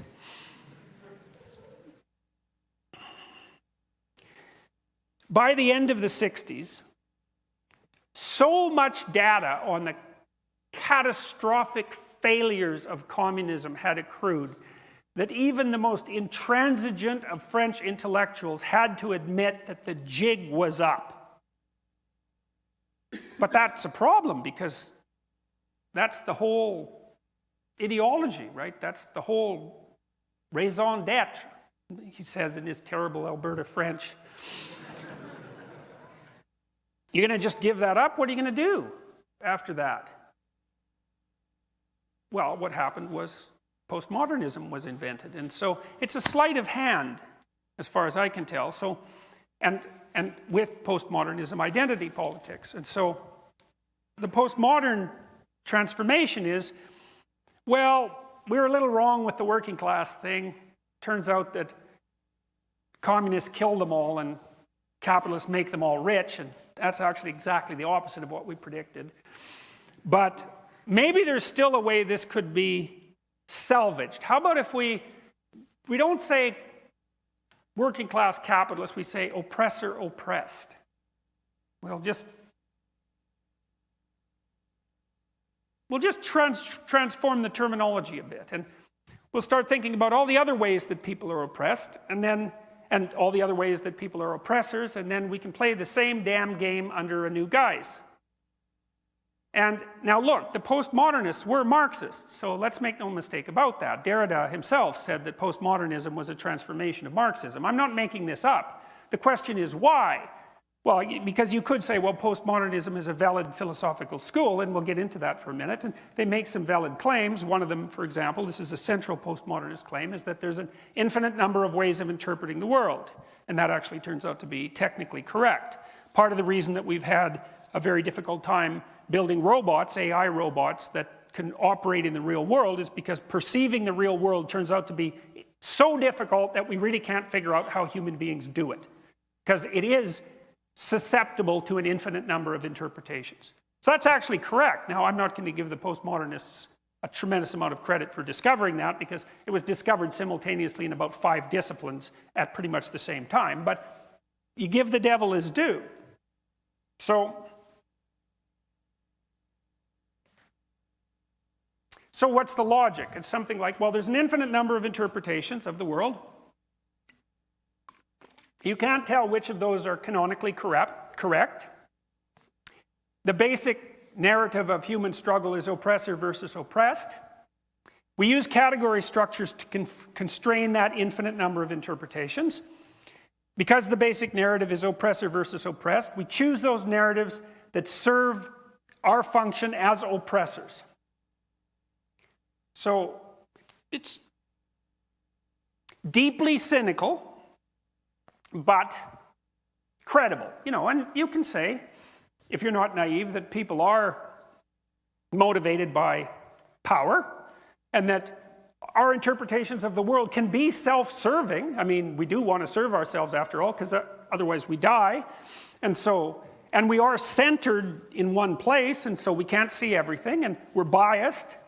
So there is the probability that the way that we look at the world will be tainted by narrow self-interest, and maybe even tainted by in-group interests beyond narrow individual self-interest. And we know this is true, but it's also not all bad. You know, like a good person takes care of his or her family.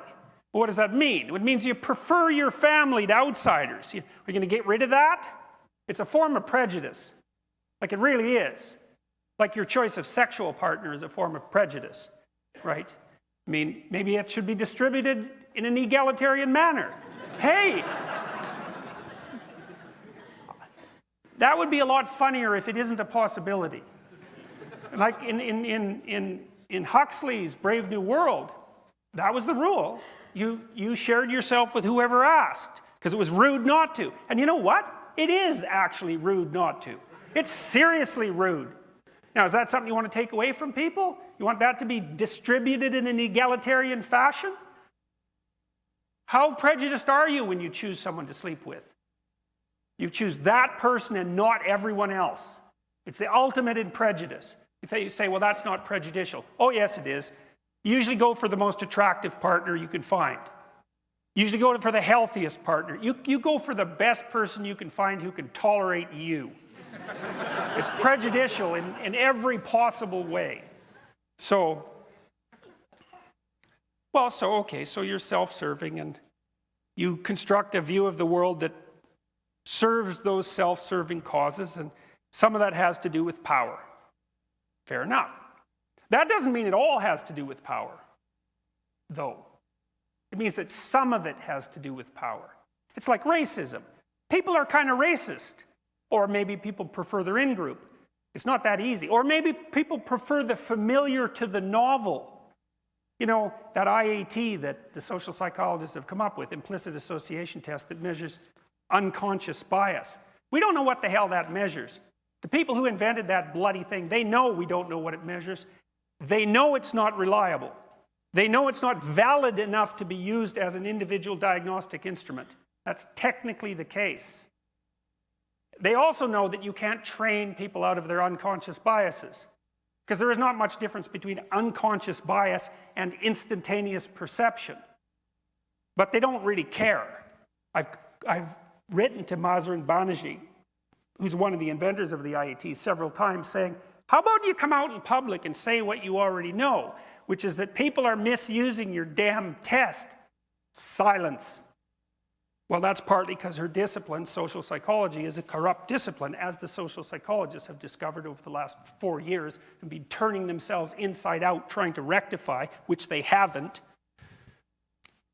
Anyways, we're giving the devil his due. There's an infinite number of interpretations of the world, and it's highly probable that you'll lay a self-serving one on top of it. Yes, and also that it'll serve the interests of your group, however you define that. Yes, but it only accounts for a fraction of your behavior. There's all sorts of other things at work as well. And you don't get to reduce all human motivations to one motivation, power. And then you might also ask, well, why would you want to reduce all human motivations to power? It's so you can use power. That's why. You can justify the use of power. That's force.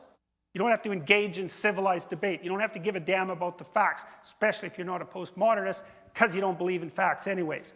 And you might ask, well, why don't you? Hey, I'm not kidding. I'm not kidding. Postmodernists don't believe in facts.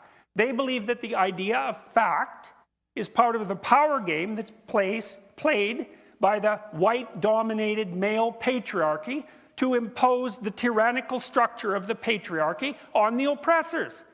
It's like, I'm not making this stuff up. It's embedded right in the theory. All you have to do is read it, and you find this out. So they don't believe in facts, while facts would constrain the use of power. At least that's how it looks to me. Okay, so fine, we gave the devil his due. There's an infinite number of interpretations. And you're likely to use biased compression algorithms on the world, and they're likely to be biased in your favor. True. But only partly true. And the difference between an ideologue and a thinker is that a thinker knows the difference between things that are only partly true and things that are completely true. Things are complicated. Like, I like to think everything is as complicated as a military helicopter. You have to, like, I think it's 8 hours of maintenance to keep those things in the air for 1 hour, because they don't fly. They're rocks. They plummet. It's really hard to keep them in the air. And they're full of parts. And if you don't know all those parts, you don't go in there and monkey about with them, because you just wreck it. And that's just a helicopter. Like, everything is way more complicated than a helicopter, so you don't just go muck about in there hoping you're going to make it better. That isn't how it works. You need to be competent. All right, so look. Here's where the postmodernists are wrong. I think there's 3 places, and there's serious errors. The first is that there is an infinite number of interpretations, but there is not an infinite number of viable interpretations. There's a very finite number of viable interpretations, and I don't think that this is theory. I think that game theorists have already demonstrated this to some degree, and it's going to be built into AI systems very rapidly. Okay, so what are the constraints? Okay, first of all, you can't have an interpretation that leads immediately to your death or you're dead. Now, if you want to be dead, that's fine, but if you don't want to be, then you've got a lot of limited options, right? You don't get to run naked across an 8-lane freeway at night blindfolded, because probably you'll be dead. That's a bad interpretation. Okay, so you might say, because you're fragile and vulnerable and mortal, that there's a limited number of ways that you can look at the world that don't result in, let's say, death or serious damage or agony. That's a bad thing. Agony is a bad thing. Most people agree on that. So you're constrained by pain and anxiety. At least your interpretations are constrained by pain and anxiety. And you know, you can make pain worse or better by thinking about it to some degree, but only to some degree. When push comes to shove, pain is your master. Okay, so that's a big constraint. That's a big constraint. Well, but the constraints are worse than that, because not only do you not get to have an interpretation of the world that produces anxiety and suffering right now, but you don't get to have an interpretation of the world that, if you iterate it across time, produces pain and suffering. And so that's a big problem, because there's lots of, you could go out tonight and get yourself blind drunk on cocaine and sleep with 6 hookers. And you know, maybe that'd be a good night, you know. You might not think about it being so good tomorrow, but then maybe you're dead of AIDS in a year. Or maybe you're addicted to cocaine, or maybe you're a street alcoholic, or whatever. It's like, as an iterable game, that's downhill. And the thing is, you play iterated games. You don't play one, you play iterated games. And so your interpretation of the world has to be one that will sustain multiple iterations across time. Because you have to worry about 40-year-old you and 60-year-old you. And that's a big problem. That's a lot of yous stretched over a long period of time. And it's worse than that, because it's not just you. It's like you and your family, right? And not only do you have to take care of yourself now in a manner that allows you to take care of yourself when you're 40, you have to take care of yourself now in a manner that takes care of you when you're 40, so that other people are happy to have you around now and continually, so that they'll cooperate and compete with you in a positive way. And so that's getting ridiculously complicated. It's not just you now and you in the future. It's you surrounded by other people doing the same thing now and in the future. And there's a lot of other people. It can't even just be you and your family. You know, like the psychopathic burglar mob. That's just not going to go so well, right? Other people are going to object, and the world's going to object. And so fine, there's an infinite number of interpretations. That doesn't mean there's an infinite number of viable interpretations. In fact, there are hardly any. There are hardly any playable games. Now Piaget, Jean Piaget, the developmental psychologist, who's a very smart guy, he pointed out something very interesting. He said, imagine you ran a set of iterated games as a competition. And in one iterated game, the rule was, you bloody well do what I tell you to. And the other one is, well, we'll all get together and decide how we're going to do this. Okay, now we run the competition. Now, Piaget's claim is, you do what I tell you fails. And the reason for that is I have to impose force in order to keep you cooperating. And the imposition of force is a cost, it's an efficiency cost. And across time, that efficiency cost is going to multiply, and the equilibrated state solution, which is the one where we all agree, it wins. Now that's worth thinking about. You think about that locally. So you're trying to organize your family. You have a little family conference about who's doing what in the household.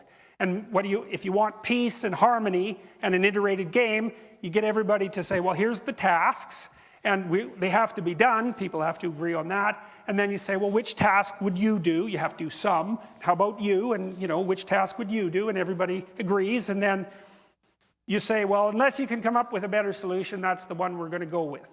And then people can be a little resentful and angry about the conditions of existence where they have to work, but they can't really blame that on anyone else. And maybe that's the best solution you can come up with. And that was Piaget's idea of the equilibrated state. It was like, it's a voluntary agreement that can be iterated across time that works at multiple levels of social organization. Man, that's a serious, serious, serious set of constraints. And Piaget, by the way, was looking for a way to reconcile science and religion. He was looking for a biological origin to morality, and he thought he found it in the idea of the equilibrated state. And it's even deeper than that. So imagine this equilibrated state idea is actually, there's something to it. That if you set the state up properly, it will iterate across time so long that it becomes a permanent part of the environment. A hierarchy is that's exactly what a hierarchy is. Hierarchies are 350 million years old. They're not the patriarchal invention of white European Christian males in the last 300 years. They're 350 million years old. They're stable solutions to this iterated game problem. And they've been around so long that we're actually adapted to them. And that's part of the reason we have archetypal representations of the social structure. And we also have archetypal representations of the relationship of the individual to the social structure. Your job as an individual in relationship to the social structure is to embody the social structure, but also to serve as its eyes and its mouth, so that it can update itself when necessary. So you take on the mantle of your father, let's say, but he's dead. He's the past. He can't see. You can see. So you take the structure that's already there and you modify it where it's necessary. And that modification process is necessary, or the state becomes too static and collapses. And that's why the state has to be subordinate to the individual. And that's what Western culture has discovered. And we can't just let it go. That's the idea of the logos. That's a big idea. And you want to live somewhere where the individual is subordinate to the state. It's like, hey, go right ahead. There's lots of places like that, man. Emigrate. Go there. 90% of the world's countries are like that. If you want to live like that, man, go find out what it's like. You don't see immigration going there. That's for sure. Okay, so that's a big mistake that the postmodernists made. It's not trivial. That's a big mistake, but it's not the only one. Well, here's another one. They don't like inequality. Well, who does? I'm against poverty. You know, that's like classic protest sign. It's like, really? It's like, I'm against torture. It's like, it's so obvious. You don't get any brownie points for being against poverty. No one in their right mind is for poverty. You know, you ever watch The Simpsons? You ever see the Republican Party in The Simpsons? They all meet in an old haunted castle at night with like lightning bolts going off, and there's a vampire and a crazy Texan. And even the Simpson Republicans don't sit around in the haunted tower at midnight saying, hey, we need more poverty.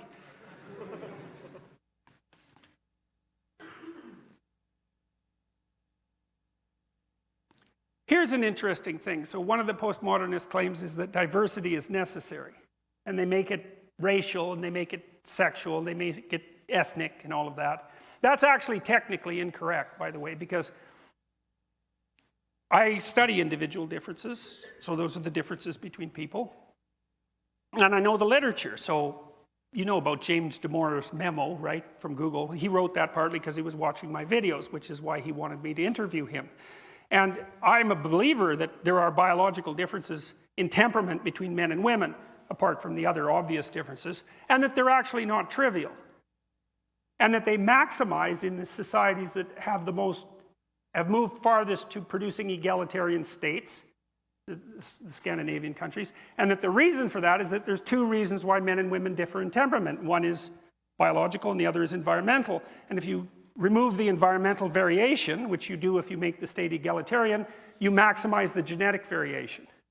And that's been demonstrated in the scientific literature over about 4 decades. And no one wanted it or hoped for it, and they weren't biased in looking for it because that was exactly the opposite of what social scientists wanted to find. Because social scientists lean heavily to the left, and what they wanted to find was you flatten out the state so that everyone has equal opportunity and the differences between people disappear. That is not what happened. The opposite happened. That was wrong. And no one was happy about it. And no one's happy about it now. You can actually tell when you've discovered something in a social science, because you're not happy about it.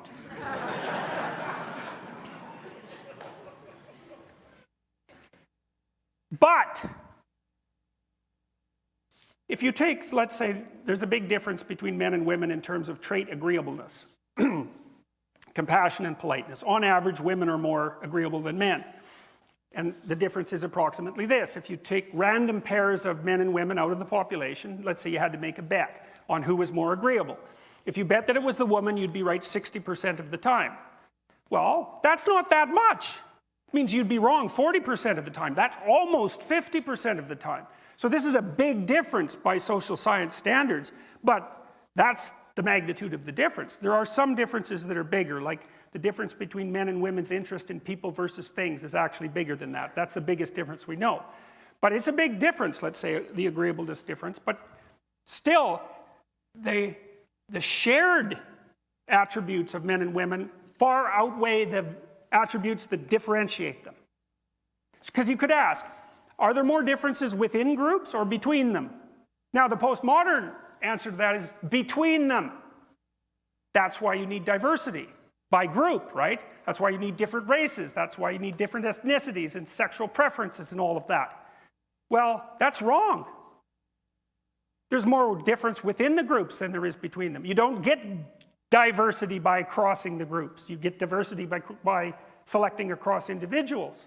In fact, the idea that there is more differences between groups than there is between individuals is actually the fundamental racist idea. It's the fundamental racist idea, which is, well, let's say you're Asian, Oriental, to use the old word to discriminate the one type of Asian, say, from the other. You're so different from me that there's no overlap between our groups. And you're also so different, and there's so little difference within your group that now that I know that you're not me, you're not one of mine, I actually know what you're like. No. Technically, that's incorrect. That's wrong. That isn't how you get diversity. Now, diversity is actually necessary because people differ in intelligence, and they differ in temperament, and they differ in skills, and so you actually need diversity, because otherwise you can't take advantage of all those differences. So you need diversity, but you need genuine diversity. And like, what would genuine diversity mean? If you're trying to put together a work team, you want people of sufficient diversity so that they more or less, so that you gather together the appropriate talents to produce the implement that's necessary to work properly in the world. That's a competence marker. Because otherwise your business is going to fail. And so the proper diversity with regards to employment is the diversity that meets the requirements of the business, essentially. Obviously. That's why you try to hire people carefully and not randomly, let's say. Third error.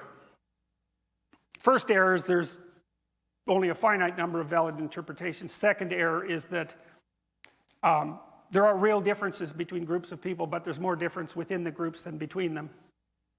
Third difference is social status and payment, especially in a free, democratic, capitalist society, is based more on competence than on power. In fact, we would say that when a person in a hierarchy starts to act like their position entitles them to power, then that hierarchy has become corrupt. Harvey Weinstein's a good example of that. I'm serious. It's like he acted like a tyrant. What happened to him? It's not good. Not good for him. What he did was not good. But it's an indication, it's revealed, it's an indication that the misuse, so he's competent, fine, he gets to have position because we need people who are competent. But that doesn't mean you get to turn into a tyrant. If you turn into a tyrant, then that overshadows your competence and out you go. That's the definition of a functioning state. And our state essentially functions. It's not perfect, that's for sure. But compared to what? That's the issue. Compared to your hypothetical Marxist utopia. Well, compared to your hypothetical Marxist utopia, I mean, we're living in Auschwitz. But your actual Marxist utopia is indistinguishable from Auschwitz. So we're not listening to that comparison. We're going to take a look at what we have and we're going to compare it to other places that actually existed in time and geographically. And by those criteria, it's like, is there another time you'd rather live? Is there another place you'd rather live? I mean, a real place in a real time. I mean, you want to live back in 1895, even in the Western world, where the average person lived on less than $1 a day in today's money? You want to live like those coal miners? It's like the answer to that's no. If you have any sense, you should have some gratitude. That's another problem with the postmodern neo-Marxists, like zero gratitude. It's all, oh my God, I'm oppressed. Of course you're oppressed, but you're not oppressed by the patriarchy, for God's sake. So, you have status in a hierarchy. You might say, well, that's like a reward. So you're a high status person. It's a reward. The reward should be shared equally. It's like a badge of merit that you get. It's a privilege. It's not. The reason that in a capitalist society, filthy, selfish capitalists put you in the position so they can extract maximum productivity from you. And that's exactly why you're there. You get paid so you keep working. Why do we want you to work? Because your work is actually valuable to us. And so we're going to pay you so you don't quit. It's not a reward because you're a good guy. It's not a privilege. That's not what it is. You don't hand those things out like merit badges. That's not how it works. The society is set up on selfish principles. We pay people who are competent so they won't stop striving because we want what they can produce.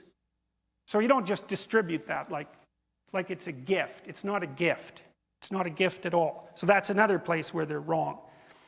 Social status and payment is the consequence of the selfish desire of individuals and the group to extract resources of intellect, creativity, and industriousness from those who possess them in excess. Now, of course, it's not 100% like that. There's incompetent people who rise to the top. You can fool people and you can manipulate them and you can act like a tyrant. And, you know, we might say maybe the system is like 30% warped, something like that. It's not much more than that because we can account for people's success across life by looking at their individual differences, intelligence, conscientiousness, emotional stability, creativity. We can do a pretty good job of predicting their trajectory. So there's error. Some of it's health, right? Because sometimes you've got what you need, but you get cut off at the knees, or your family members do, or, you know, some tragic thing befalls you. There's a randomness in this system that accounts for a fair bit of it. And then there's a certain amount of corruption. Fair enough. But not so much that the lights go off. Okay. What time is it? 8:15. I started when? Sorry, it's been 6:30. I should stop then. I'm supposed to stop pretty soon.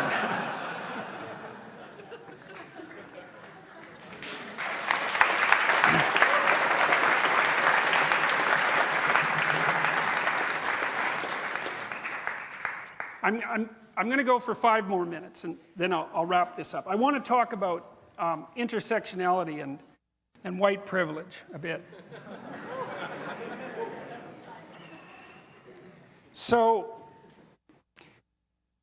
I first said, well, we analyzed Marxism, we analyzed postmodernism. I suggested that postmodernism was a way for the Marxists to keep going under a new guise.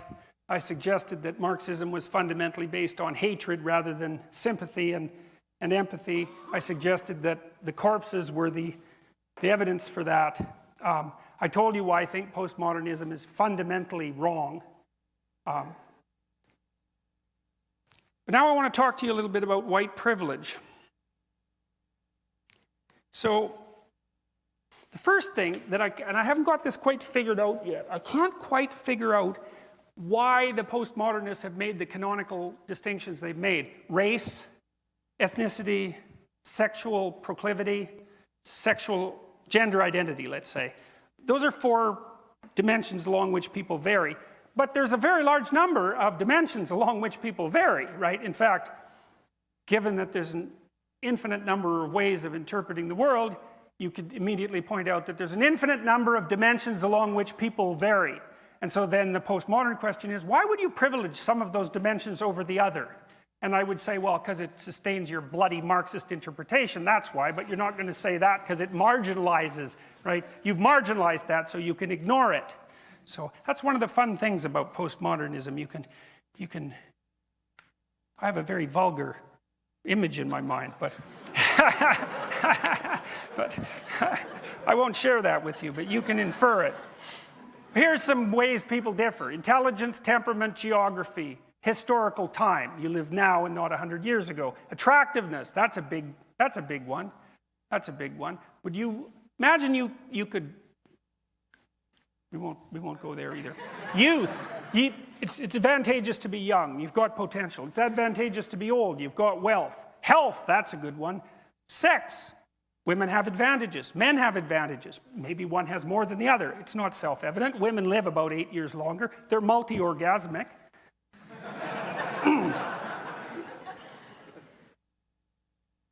Athleticism, wealth, family structure, friendship, education.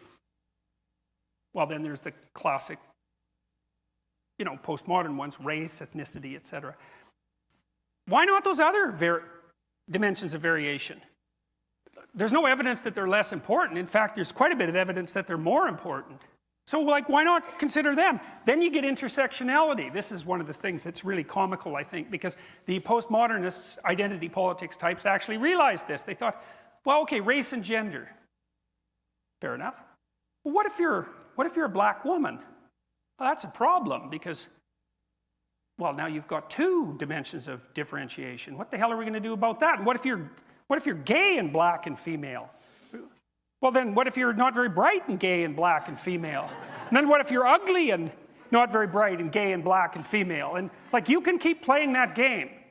You can keep playing that game an infinite number of ways, because there's an infinite number of ways to categorize things, as the postmodernists already pointed out. And so the intersectionality theorists came along to plug the hole, but they don't know where they're going.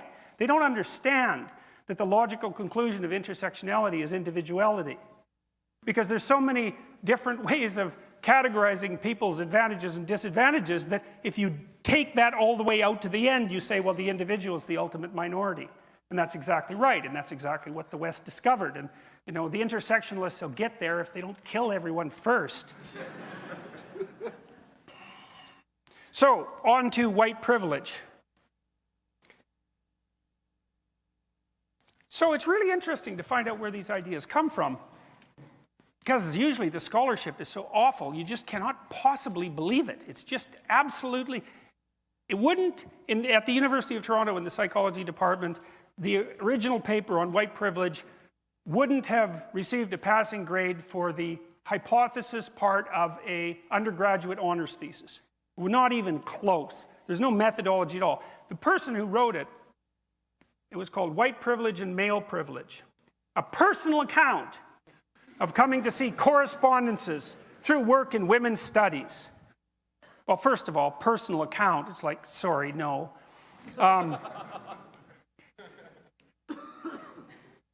So she listed a bunch of ways that she thought, she says, these are personal examples of her unearned privilege, or unearned privilege that she saw as she experienced in the 1970s and 1980s. So this, by the way, this idea is the opinion of one person who wrote one paper that has absolutely no empirical backing whatsoever, which is a set of hypotheses which had never been subject to any statistical analysis. Like, if I ask you a bunch of questions, it's not obvious how many questions I'm asking you, because I could say, how tall are you?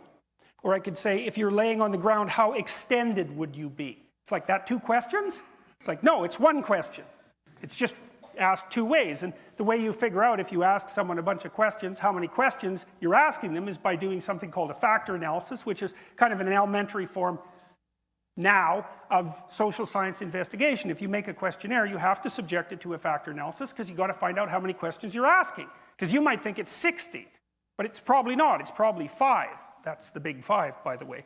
Anyways, who cares about that? There's no such thing as methodology anyways. That's all part of the oppressive white male European patriarchy. So we can just not bother with that, and we can pen a few notes about how we think the world is constructed, and then we can screw up the entire political system 2 decades later.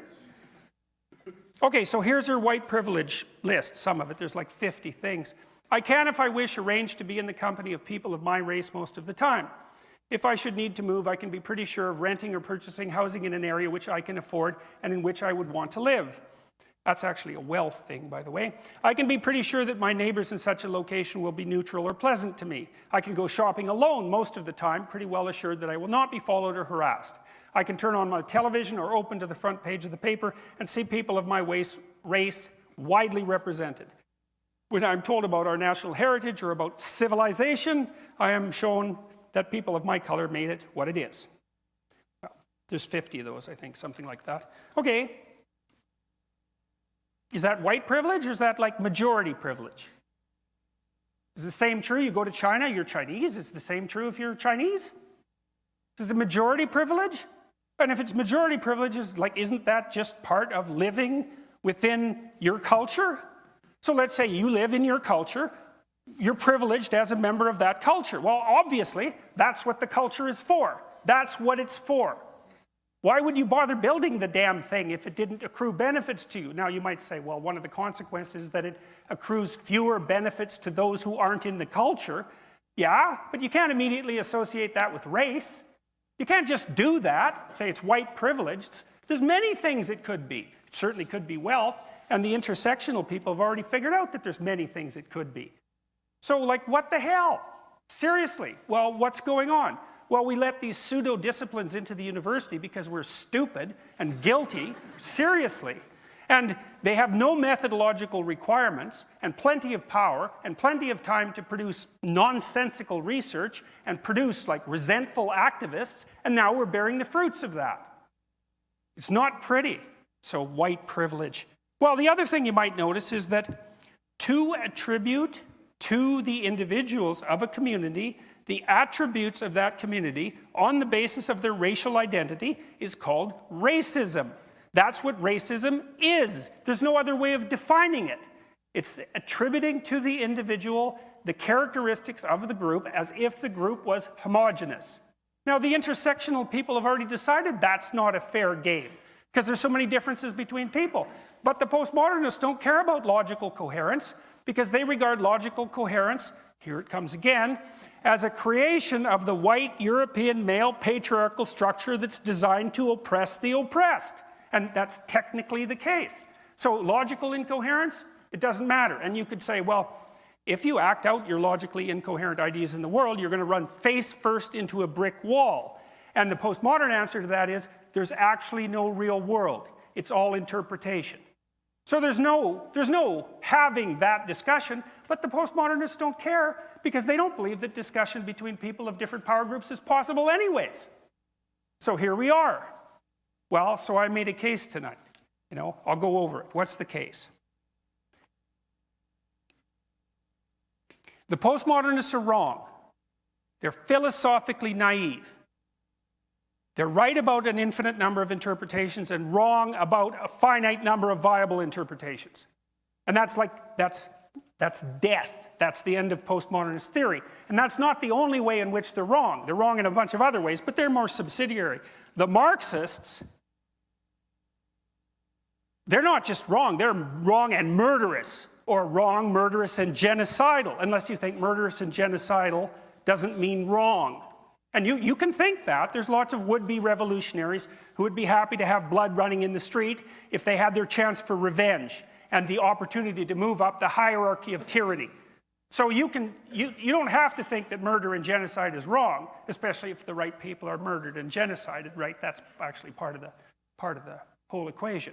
But if you're willing to think that murder and genocide on a mass scale across many cultures over many decades is wrong, then Marxism is wrong. And the postmodernists don't get to just come along and adopt Marxism as a matter of sleight of hand because their Marxist theory didn't work out and they figured out a rationalization. They don't get to get away with that because it's too dangerous. It's too dangerous to the rest of us. And it isn't necessary for us who are trying with the small part of our hearts that might be oriented towards the good to allow people who are manipulating us with historical ignorance and philosophical sleight of hand to render us so goddamn guilty about what our ancestors may or may not have done, so that we allow our shame and our guilt to be used as tools to manipulate us into accepting a future that we do not want to have. And that's that.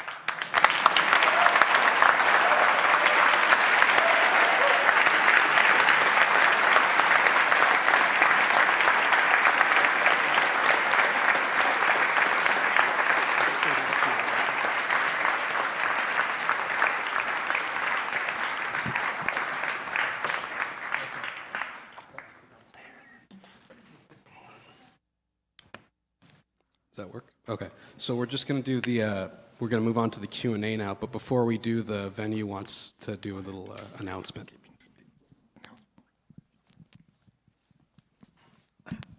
Excuse me, ladies and gentlemen. I'm sorry. My name is Cameron McGill. I'm the co-managing director here at the Chan Center. As you are all leaving tonight, please be aware of something that has come to light tonight. Outside the building, there is an individual impersonating a UBC security guard. It is not in the building. It was in the Rose Garden. There was no damage done. Nobody was hurt. But there is an impersonator out there. So just please be aware of that. Thank you very much. So for those of you in the first two rows, you can either line up here or at the mic over there and ask your questions.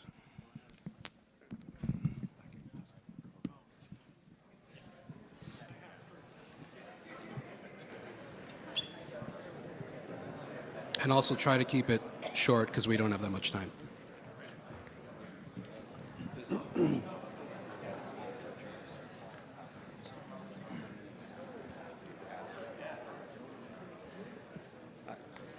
Hello, Jordan B. Peterson, huge fan. In your lectures, you use the term postmodernism interchangeably with cultural Marxism, nihilism, and moral relativism. I wonder if you've considered or heard alternative beliefs that the term postmodernism is not necessarily always congruent on a one-to-one scale with these other terms, and in some limited circumstances is positive. Specifically, the idea that when you use the term postmodernism to vilify is by some others referred to as pseudo-modernism, whereas some would call what you endorse to not be modernism, but in fact metamodernism, postmillennialism, or post-postmodernism, which unfortunately has a terrible name. And then I have very brief definitions of those words if you need me to. Well, no, as I said tonight, you have to give the devil his due. And so we'll do that. So, yes, there's a very large number of ways of interpreting the world. There's no doubt about that. Yes, people use biased interpretive lenses as means of interpreting the world, to put their own priorities forward without necessarily knowing that they're doing so, and that can corrupt them and society. The psychoanalysts figured that out way before the postmodernists, so they don't get any credit for that. Like, really, none. So it's useful to keep those things in mind. It's when they're put forward as absolute truth that disturbs me. It's like, yes, people are probably racist. They might even be implicitly racist, although we don't know what that means, and we don't know how it's related to their explicit behavior, and we can't separate it from in-group preference or necessarily from reaction to novelty. So it's a tricky business, you know. And we don't know how to separate stereotypical racial perceptions from perceptual heuristics. We don't know how to do that. Because you're always oversimplifying the world because you're not smart enough to live in the world as it is. You have to oversimplify it. So, yes, there are times when postmodernism is useful. I used it quite usefully tonight to deconstruct postmodernism, in fact. So, but it's when it's turned into an absolute, especially a moral absolute, and when it allies itself with Marxism, it's like, sorry guys, no, you don't like grand narratives, you don't get to go there. Well, that isn't where you went, that's where you came from. You never left there. So that's basically what I have to say about that. Thanks. Hello, Dr. Peterson. Thank you very much. Now, my question is regarding ADHD, which is something I haven't heard you speak a whole lot about, maybe a little bit. Now, it seems to me that we, or at least maybe just me, do not quite understand ADHD to what could be its full capacity, maybe. And because there's many voices saying that it's an overdiagnosed, overblown, small mental variance that's prevalent in boys, or it's just young boys being young boys. And then there are some that would fight and advocate for very different treatment in the academic world. And I was wondering what your thoughts are on ADHD itself, and on whether you think it's overdiagnosed, and maybe advice for me as someone who has been diagnosed with ADHD on how to overcome it without maybe becoming completely reliant on prescribed medication. Okay, so first of all, it's definitely overdiagnosed.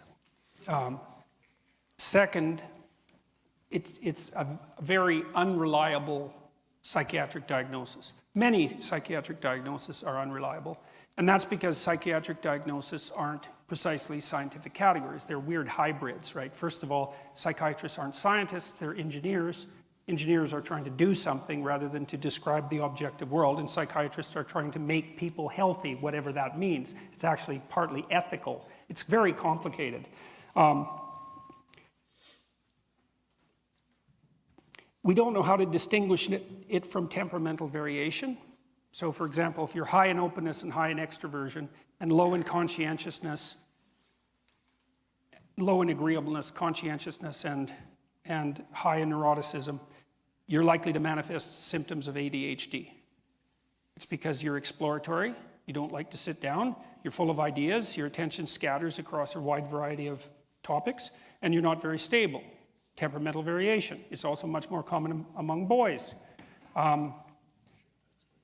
Panksepp showed, same guy with rats, that if you deprive young rats of rough and tumble play, which is what the young boys are deprived of in school, let's say, that they get hyperactive, and then their prefrontal cortexes don't develop very well because they're not having the right kind of experiences, and that you can treat that quite effectively with psychomotor stimulants like Ritalin. So that's kind of an interesting bit of scientific information that no one pays any attention to. There is also absolutely no evidence whatsoever that long-term use of psychomotor stimulants produces increases in cognitive gain. Zero. And there's plenty of evidence that it's harmful. So then the second part of that was, what about adjustments for, in the academic world, say, that would be disability adjustments. It's like, that's such a rat's nest that I don't want to even discuss it. I mean, I'll discuss it for like 15 seconds. There is a never-ending multiplication of disabilities. That's what's happening right now. The disability offices in the universities are swamped. Like, I know some people have it rough. Like, believe me, I know that. I seriously know that. I've dealt with extraordinarily damaged people in my life. You're bloody hard-pressed to find someone who doesn't have a serious problem, or who doesn't have a serious problem in a close family member. It's like, where do you draw the line with regards to disabilities? Well, you can't. You can't. They multiply. Just like LGBT identities multiply. Just no, really, technically just like that. Just like intersectionality categories of oppression multiply. It's inevitable. The way that you deal with it is you have objective standards. You apply them to everyone. Not because that's fair. It's not fair if your criteria for fairness is that everyone has the same outcome. It's not fair at all. It's not even close to fair. It's just less tyrannical than the alternatives. Now, we don't know that yet because we haven't seen the full range of the tyranny of the alternatives manifest itself, not in our culture, but it certainly did in other cultures. I think it's a bad idea. Now, I don't want to be absolute about that. Like, it's tricky, you know, because if you have a disability that would allow you to do the work in the university and in the workplace with a modification, then perhaps the modification could be made. But I think that was done a lot better when that was in the hands of the professors and not in the hands of these crazy bureaucratic structures that have risen up around the disability issue. Like, they're one of the 10 things that are going to kill the universities, or maybe have already killed them, possibly. Because they're walking corpses as far as I can tell, zombies. So, and that might be wrong, but it's what it looks like to me. Firstly, I want to say thank you so much. That was an amazing talk. And I was wondering if you could elaborate. What I notice a lot, I go here to UBC, is that a lot of students and young people, they're often desensitized to, for example, the atrocities that communism or ideologies that forge terrorism. And maybe it's some sort of Stockholm syndrome that I'm seeing, where it's like people are just, they're like trapped and they feel in a way they can't do anything about it. And then they start to like communism, or they start to see more socialist or adopt socialist policies that in the end will get them killed, will get them hurt. I was wondering if you kind of like elaborate that on what you think can be done about that, or even if something can be done in that respect. Well, I think something can be done. I mean, I've been trying to educate people about the horrors of the Nazi regime and the Soviet regime in particular. I've concentrated mostly on those two because that's good enough. Mm-hmm. And trying to let people know that it was through the fault of people much like them that those systems arose, and that there are steps you can take to limit the probability that you would participate in such a thing, and that those steps are associated with trying to be truthful in your speech and actions, because the stability of those systems depends on the willingness of individuals to lie, and also on your willingness to take responsibility for the malevolence in your own heart that manifests itself in those social movements. And so that when I do my lectures, when I do talks like this, when I put them on YouTube, what I'm trying to do is exactly that, because that was the best pathway forward through such things that I could think up over 20 years of thinking about it. No one is so habituated to suffering that they can read the Gulag Archipelago, which is actually quite hard to read, without having it affect them. Like, you're psychopathic if that book doesn't affect you, you know.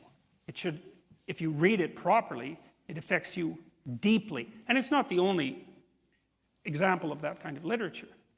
So the people who are habituated aren't. They've just been shown low-resolution representations of things they don't understand that look vaguely bad. They don't know a damn thing about them. And our education system has done a tremendously appalling job of educating young people about the absolute catastrophe of radical leftism. Now, it's not much better with regards to, say, the actions of the Nazis, although I would say on average people are more aware of that. But they don't, but it's shallow, shallow knowledge. So you make the knowledge deep, and deep knowledge changes people and wakes them up. You know, I mean, the only reason that I ever got convinced that that good and evil were real, more real than anything else, wasn't because I learned that good was real. That's hard. That's hard. It's hard to learn that. You have to find examples of transcendent good, you know. They're rare. Evil, all you have to do is look. You read history a bit. And read it like it's about you. And there's no way that you can do that without a transformation. But people won't do it. It's like, you want to imagine yourself as an Auschwitz guard? That's a rough thing, you see, because you have to figure out. See, Jung said if you confronted the shadow, which is the dark side of people, the aggressive side, the malevolent side, that it really reaches all the way down to hell. And Dante sort of was trying to put forward the same thing when he wrote the Inferno, right, with the levels of evil, right, because it was a voyage through the levels of evil right to the bottom. He thought the bottom was betrayal. It's pretty good.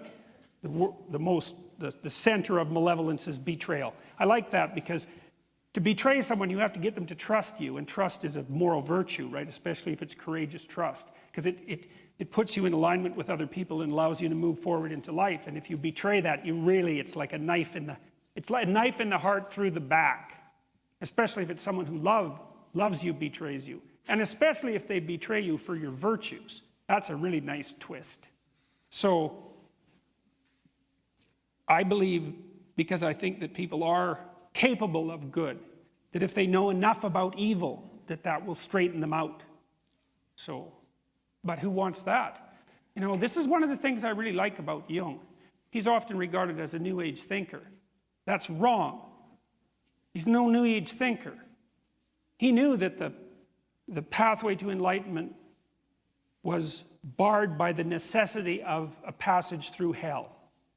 And that no one was going to do that. That's why there isn't a world full of enlightened people, you might say. Like if it was just a matter of doing nice things, following your bliss, let's say, however you might put it, then why wouldn't everyone walk up the stairway to heaven? That isn't how it works. That's not how it works at all. I don't think you can be convinced of the necessity for moral action until you understand exactly how dark and terrible things can get, and that it's your fault that they're getting that way. Who wants to think that? So, you can think it though, but not without it burning you. So. Thanks so much. Hello, Dr. Peterson. Thank you for coming. We all appreciate it a lot. I wanted to get your opinion on censorship that we're seeing on the web. It's accelerating. You were a very notable example. You were locked out of your Gmail and your YouTube account. Pardon me? Yeah, Trump just got deleted by an errant person. You know, now they're saying that perhaps this was just a contractor. And, you know, maybe someone from Twitter who's gone in a very far left direction. YouTube has gone in a very far left direction. I'm just wondering, I've started an alternative to YouTube called PewTube. What kind of, what do you see for possible solutions and just your thoughts in general Here's an on ugly censorship? thought. It's a crazy thought, but I'm going to tell it to you anyways. So I was just reading one of Ray Kurzweil's books. I think it was called How to Make a Mind. I really liked it, actually. It helped me understand how the brain compresses information, because the world's really complicated, so you have to make a low-resolution representation of it to live in it. And he actually explained to me in a way that I hadn't really understood how the brain might do that neurologically, so that was cool. But you know, Kurzweil's this guy who thinks that he's a smart guy, very smart guy, and he's invented a fair bit of high-end technological software and hardware.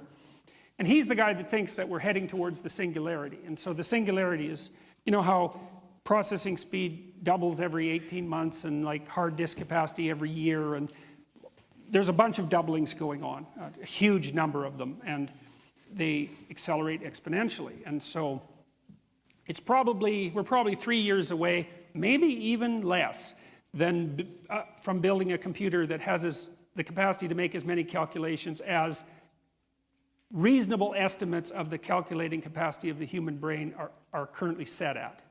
18 months away, 2 years away, something like that. And then we're 18 months away from having one that's twice that fast, and then 18 months away from having one that's twice as fast as that. So that's like, say, 6 years. And we've got something that's 8 times as smart as a human being. But there's a twist on that, and this is Kurzweil's twist, which is as soon as you make a machine smart enough to make the next machine that's smarter than it, which is sort of what we're doing, because computers are so fast that will scale up to near infinite computing power almost instantaneously. Now, you think, no, probably not. And Ellen, Gates' partner, has written critiques of Kurzweil. And, you know, you might think if something's impossible, then it won't happen, even if you don't know why. And there's reasons to not think that will happen. But Kurzweil's traced back the doubling of computing power way before the existence of the transistor. And it's been ridiculously stable, crazily stable. So God only knows what we're coming up with here. You know, and you don't know what something of infinite computing power might be like. Like, you seriously don't know. And there are serious people who are very, very, very worried about that. They're very worried, for example, that companies like Facebook and Google will manage that first. And, you know, those companies are already making censorship AI bots. And that's not that smart. It's sort of like making really fast robots that can shoot people. It's not that smart. And we're doing that too, very rapidly. And, you know, I know some guys who work in advanced AI. And you know how you watch the Terminator movies and you see the robots that miss when they shoot at you? Like, they're not very bright. Because the bright ones not only shoot at where you are, but they estimate where you're going to be when you make your escape moves, and they shoot there simultaneously, and their death rate is 100%. And so there's no war against the robots. I mean, when those things get going, they're going to be so much faster than us that we'll look like we're moving through molasses to them. So, you know, so maybe what we're deciding now with all of our individual decisions about censorship and the way that we're going to construct the world and all that is exactly what kind of superintelligence we're going to bring into being. And I would suggest that we try to bring one in that's good and moral rather than one that's evil and demonic. Right. So, what can we do about that?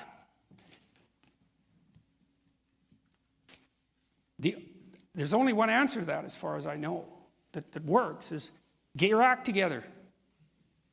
You're going to be the person who's working in AI, right?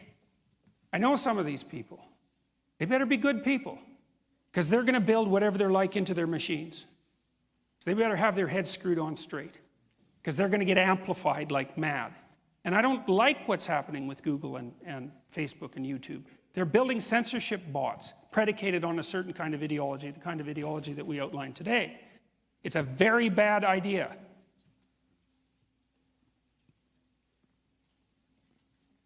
Hopefully good people will stop that.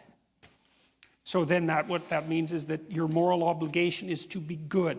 And the way you do that is first by stopping being bad. And everyone can do that, a little bit. So I hope that's what everyone does, because the consequences of not doing it are not going to be pleasant. They never are. Thank you. Hi. This question is about your biblical lecture series. I like that one because it's about Genesis, which is usually ignored as being, we're this post-enlightenment society, we don't need these ancient creation myths. And also I thought Revelations kind of gets the same treatment as being dismissed because it's the Crazy hallucinogenic trip, that's why? of some isolated madman in the middle of the Mediterranean. Mm-hmm. So I was wondering if after you're done with Genesis, if you would think about doing Revelations. Not without traversing the geography in between. Okay. Yeah, I want to walk through the whole thing if I can do that before I expire. So, I mean, I've read it and thought about it, and like, it's such a strange book, because it's really big among the evangelical Republican types, and you'd think, really? Really? That's the book that you're relying? Have you read it? It's a crazy hallucinogenic trip. That's what Revelation is. Now, that's not to play it down, because God only knows about crazy hallucinogenic trips. That's for sure. I mean, there's accruing evidence, I would say, that a tremendous amount of the religious orientation of human beings, that deep mythological, symbolic orientation is in no small part a consequence of humanity's experimentation with psychedelic substances. I think that the evidence for that, I think, has become virtually overwhelming. So, anyways, I will get there, maybe. Probably not, because at the rate I'm going through the first stories, it'll take me forever to get there. Right. But that's okay. So, Hey, thank you. yeah. Dr. Peterson, thank you, first of all. It's a great pleasure being here. It's awesome to see you live. I basically got into your works just earlier this year, and I had an original question, but your talk today kind of made me decide to change my mind on what I was going to ask. Do you feel as though, would you agree with me in the sentiment that the left has pushed so hard for total control of our society over the last however many years? It's almost to a point where saying 2013 was a different time. Would you say that because they pushed so hard, they've created this backlash, and the backlash caused them to backlash back again, so they doubled down with their ideology, and then they lose another argument, they lose another ideological war, they lose another meme war, and they double down again, and they double down again and again, and they can't seem to meme, they can't seem to argue, they don't want to have an intellectual discussion, and as an interpretation of what you were saying, there doesn't seem to be any care of what's right with them. They just want power. They just want to win. Would you agree with the sentiment that they're burning themselves out and creating the mass red pilling of the conservative movement that we see going on? Would you possibly think that maybe they've committed suicide, and talks like this, people like yourself, Ben Shapiro, and others who talk to people like the subjects that we do, the taboo of nowadays, possibly that this is the answer to defeat the leftist stranglehold that's on our society? Okay, so we'll untangle some of that. Okay, so first of all, the first observation is a really interesting one, because you know that things can go out of hand very, very rapidly. Yeah. And the reason they do that is because of positive feedback loops. Now, the thing that Kurzweil talks about is a positive feedback loop. An intelligent machine makes another intelligent machine that makes another intelligent machine. And that's a positive feedback loop, and that can spiral upwards out of control very rapidly. And that's what polarization is. It's like, I tap you, you tap me. I slap you, you punch me. Well, up it goes. Well, I think that's partly why in the New Testament, for example, there's an injunction that says, turn the other cheek, resist not evil. Why? Because otherwise you get into a positive feedback loop, and then you better look the hell out. And things can tilt very, very rapidly. I mean, all you have to do, look at what happened in World War I. No one expected that. It was like one relatively minor member, I think, of the aristocracy, if I remember correctly, was assassinated in one minor little country. It's like, bang, everything fell apart. And that's positive feedback loops, right?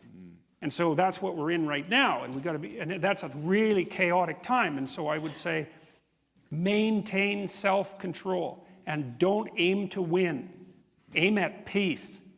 Because winning, that's not peace. It's better to aim for peace. You know, and I've got this talk coming up on November 11th. I'm quite worried about it, because I know there's going to be protesters there, and that they've been emboldened by the fact that they shut the talk down before. And I want to make a video, I'll probably do it tomorrow, telling everyone that comes to that meeting to, like, watch their bloody step and stay out of the gutter. Because we're at a point now where, under the wrong circumstances, if the wrong person does the wrong thing, that the consequences will be very grave. Now, we can't predict which action is going to precipitate that, or even if that will happen. But it's chaotic enough so that it could happen. So, so govern yourselves accordingly. Now, the problem is that there are people who would be happy if there was blood running in the street. They're the same sort of people that shoot up high schools or kill innocent, elementary school kids just to show what they're made of and what they believe. And that's a big problem. But for the rest of us, hopefully calmer heads can prevail. And so it really is important not to win. It's like fighting with your wife. You don't win. You can't, because you have to live with her. You can't win. But maybe you can solve the problem and bring about peace. And so you got to practice doing that. Practice restraint. Now, and remember, too, that the people that you're talking about who are radical leftists, is most of the time they're not.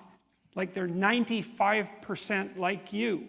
And if you pull them out of the mob, they're just like your neighbor's 19-year-old kid who's kind of clueless and rebellious, right? And who you might even like. You put them in the mob, it's a whole different thing. And so you got to remember that too. Out of fear of social isolation. It's kind of how they're acting out, you're saying.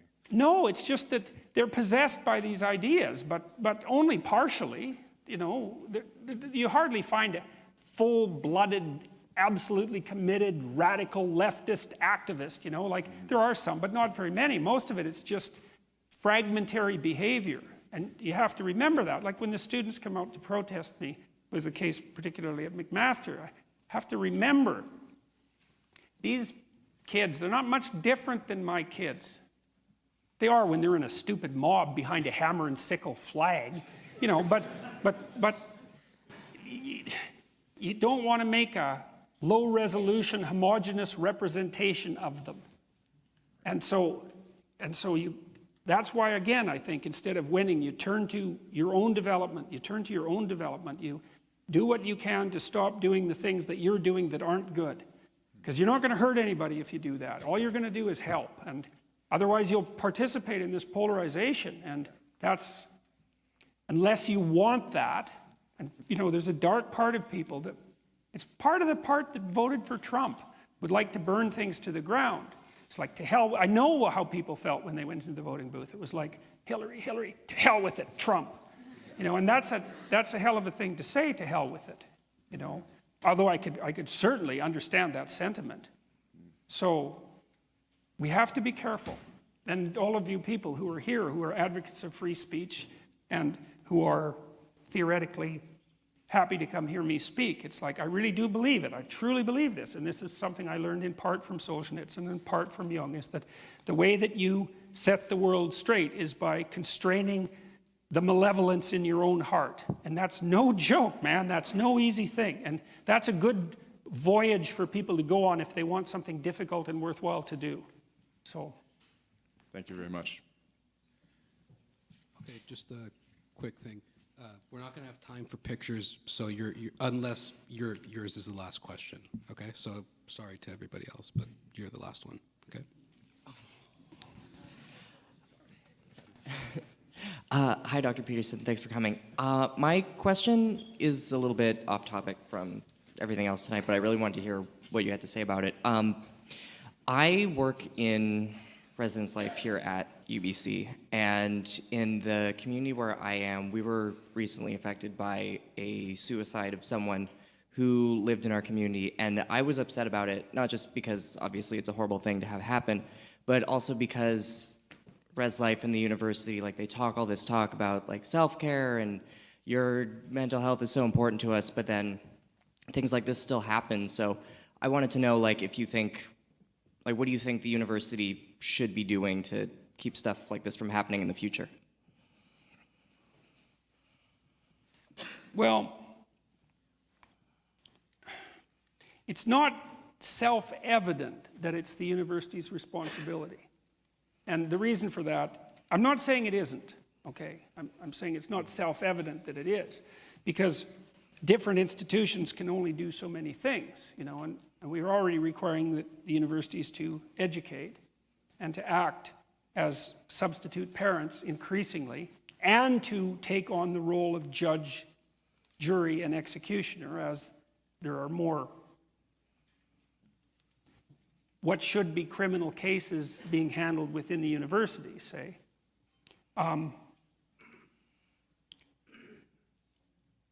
Having said that, you could ask the broader question is, well, what do you do to help people be sufficiently in love with life so that they don't wish to end it? You know, and I've tried to puzzle through that for a long time, and that's partly why I've written the things that I've written. It's partly why I've produced the online programs that I've produced. You know, and so we know that if you have students do the future authoring program, for example, they're much less likely to drop out of university, about 30% less likely, and their grades go up, and that's especially true if they're male and marginalized. It has a bigger impact on those communities. And so, you know, I've tried to get universities interested in that, and the data's there, but they're not. And it's very difficult to get a big bureaucracy to move, eh? Like big is immobile. So I'm not sure there's anything they can really do about it. It's certainly possible that the things that they're trying to do about it are making it worse. You know, that's another thing that you learn if you're a good social scientist. Just like there was evidence, and I don't know if this is still the case, but there was good evidence. I looked into this about 15 years ago. Say you want to prevent suicides, you put a suicide hotline in your town and you advertise it. What happens? Suicide rate goes up because you're advertising suicide. Right. And lots of interventions are like that. It's really, really hard to make things better, and it's really, really easy to make them worse. And so that's another problem. You get these big bureaucracies, let's say, and they're hypothetically motivated by positive intentions. And I would say hypothetically again, because it takes an awful lot of work to help someone straighten out. It's no joke, especially if they're in real trouble. And they put in place these structures that are designed to help, but they don't ever evaluate them. And they could easily be making it worse. So I don't have a straightforward answer to that question. I think that, well, that's the only answer I have. Yeah. Thank you. Okay. Yeah. Okay, so that's the end of the show. If you're in the first 2 rows, you can stick around and get some pictures. Otherwise, drive safe. And yeah.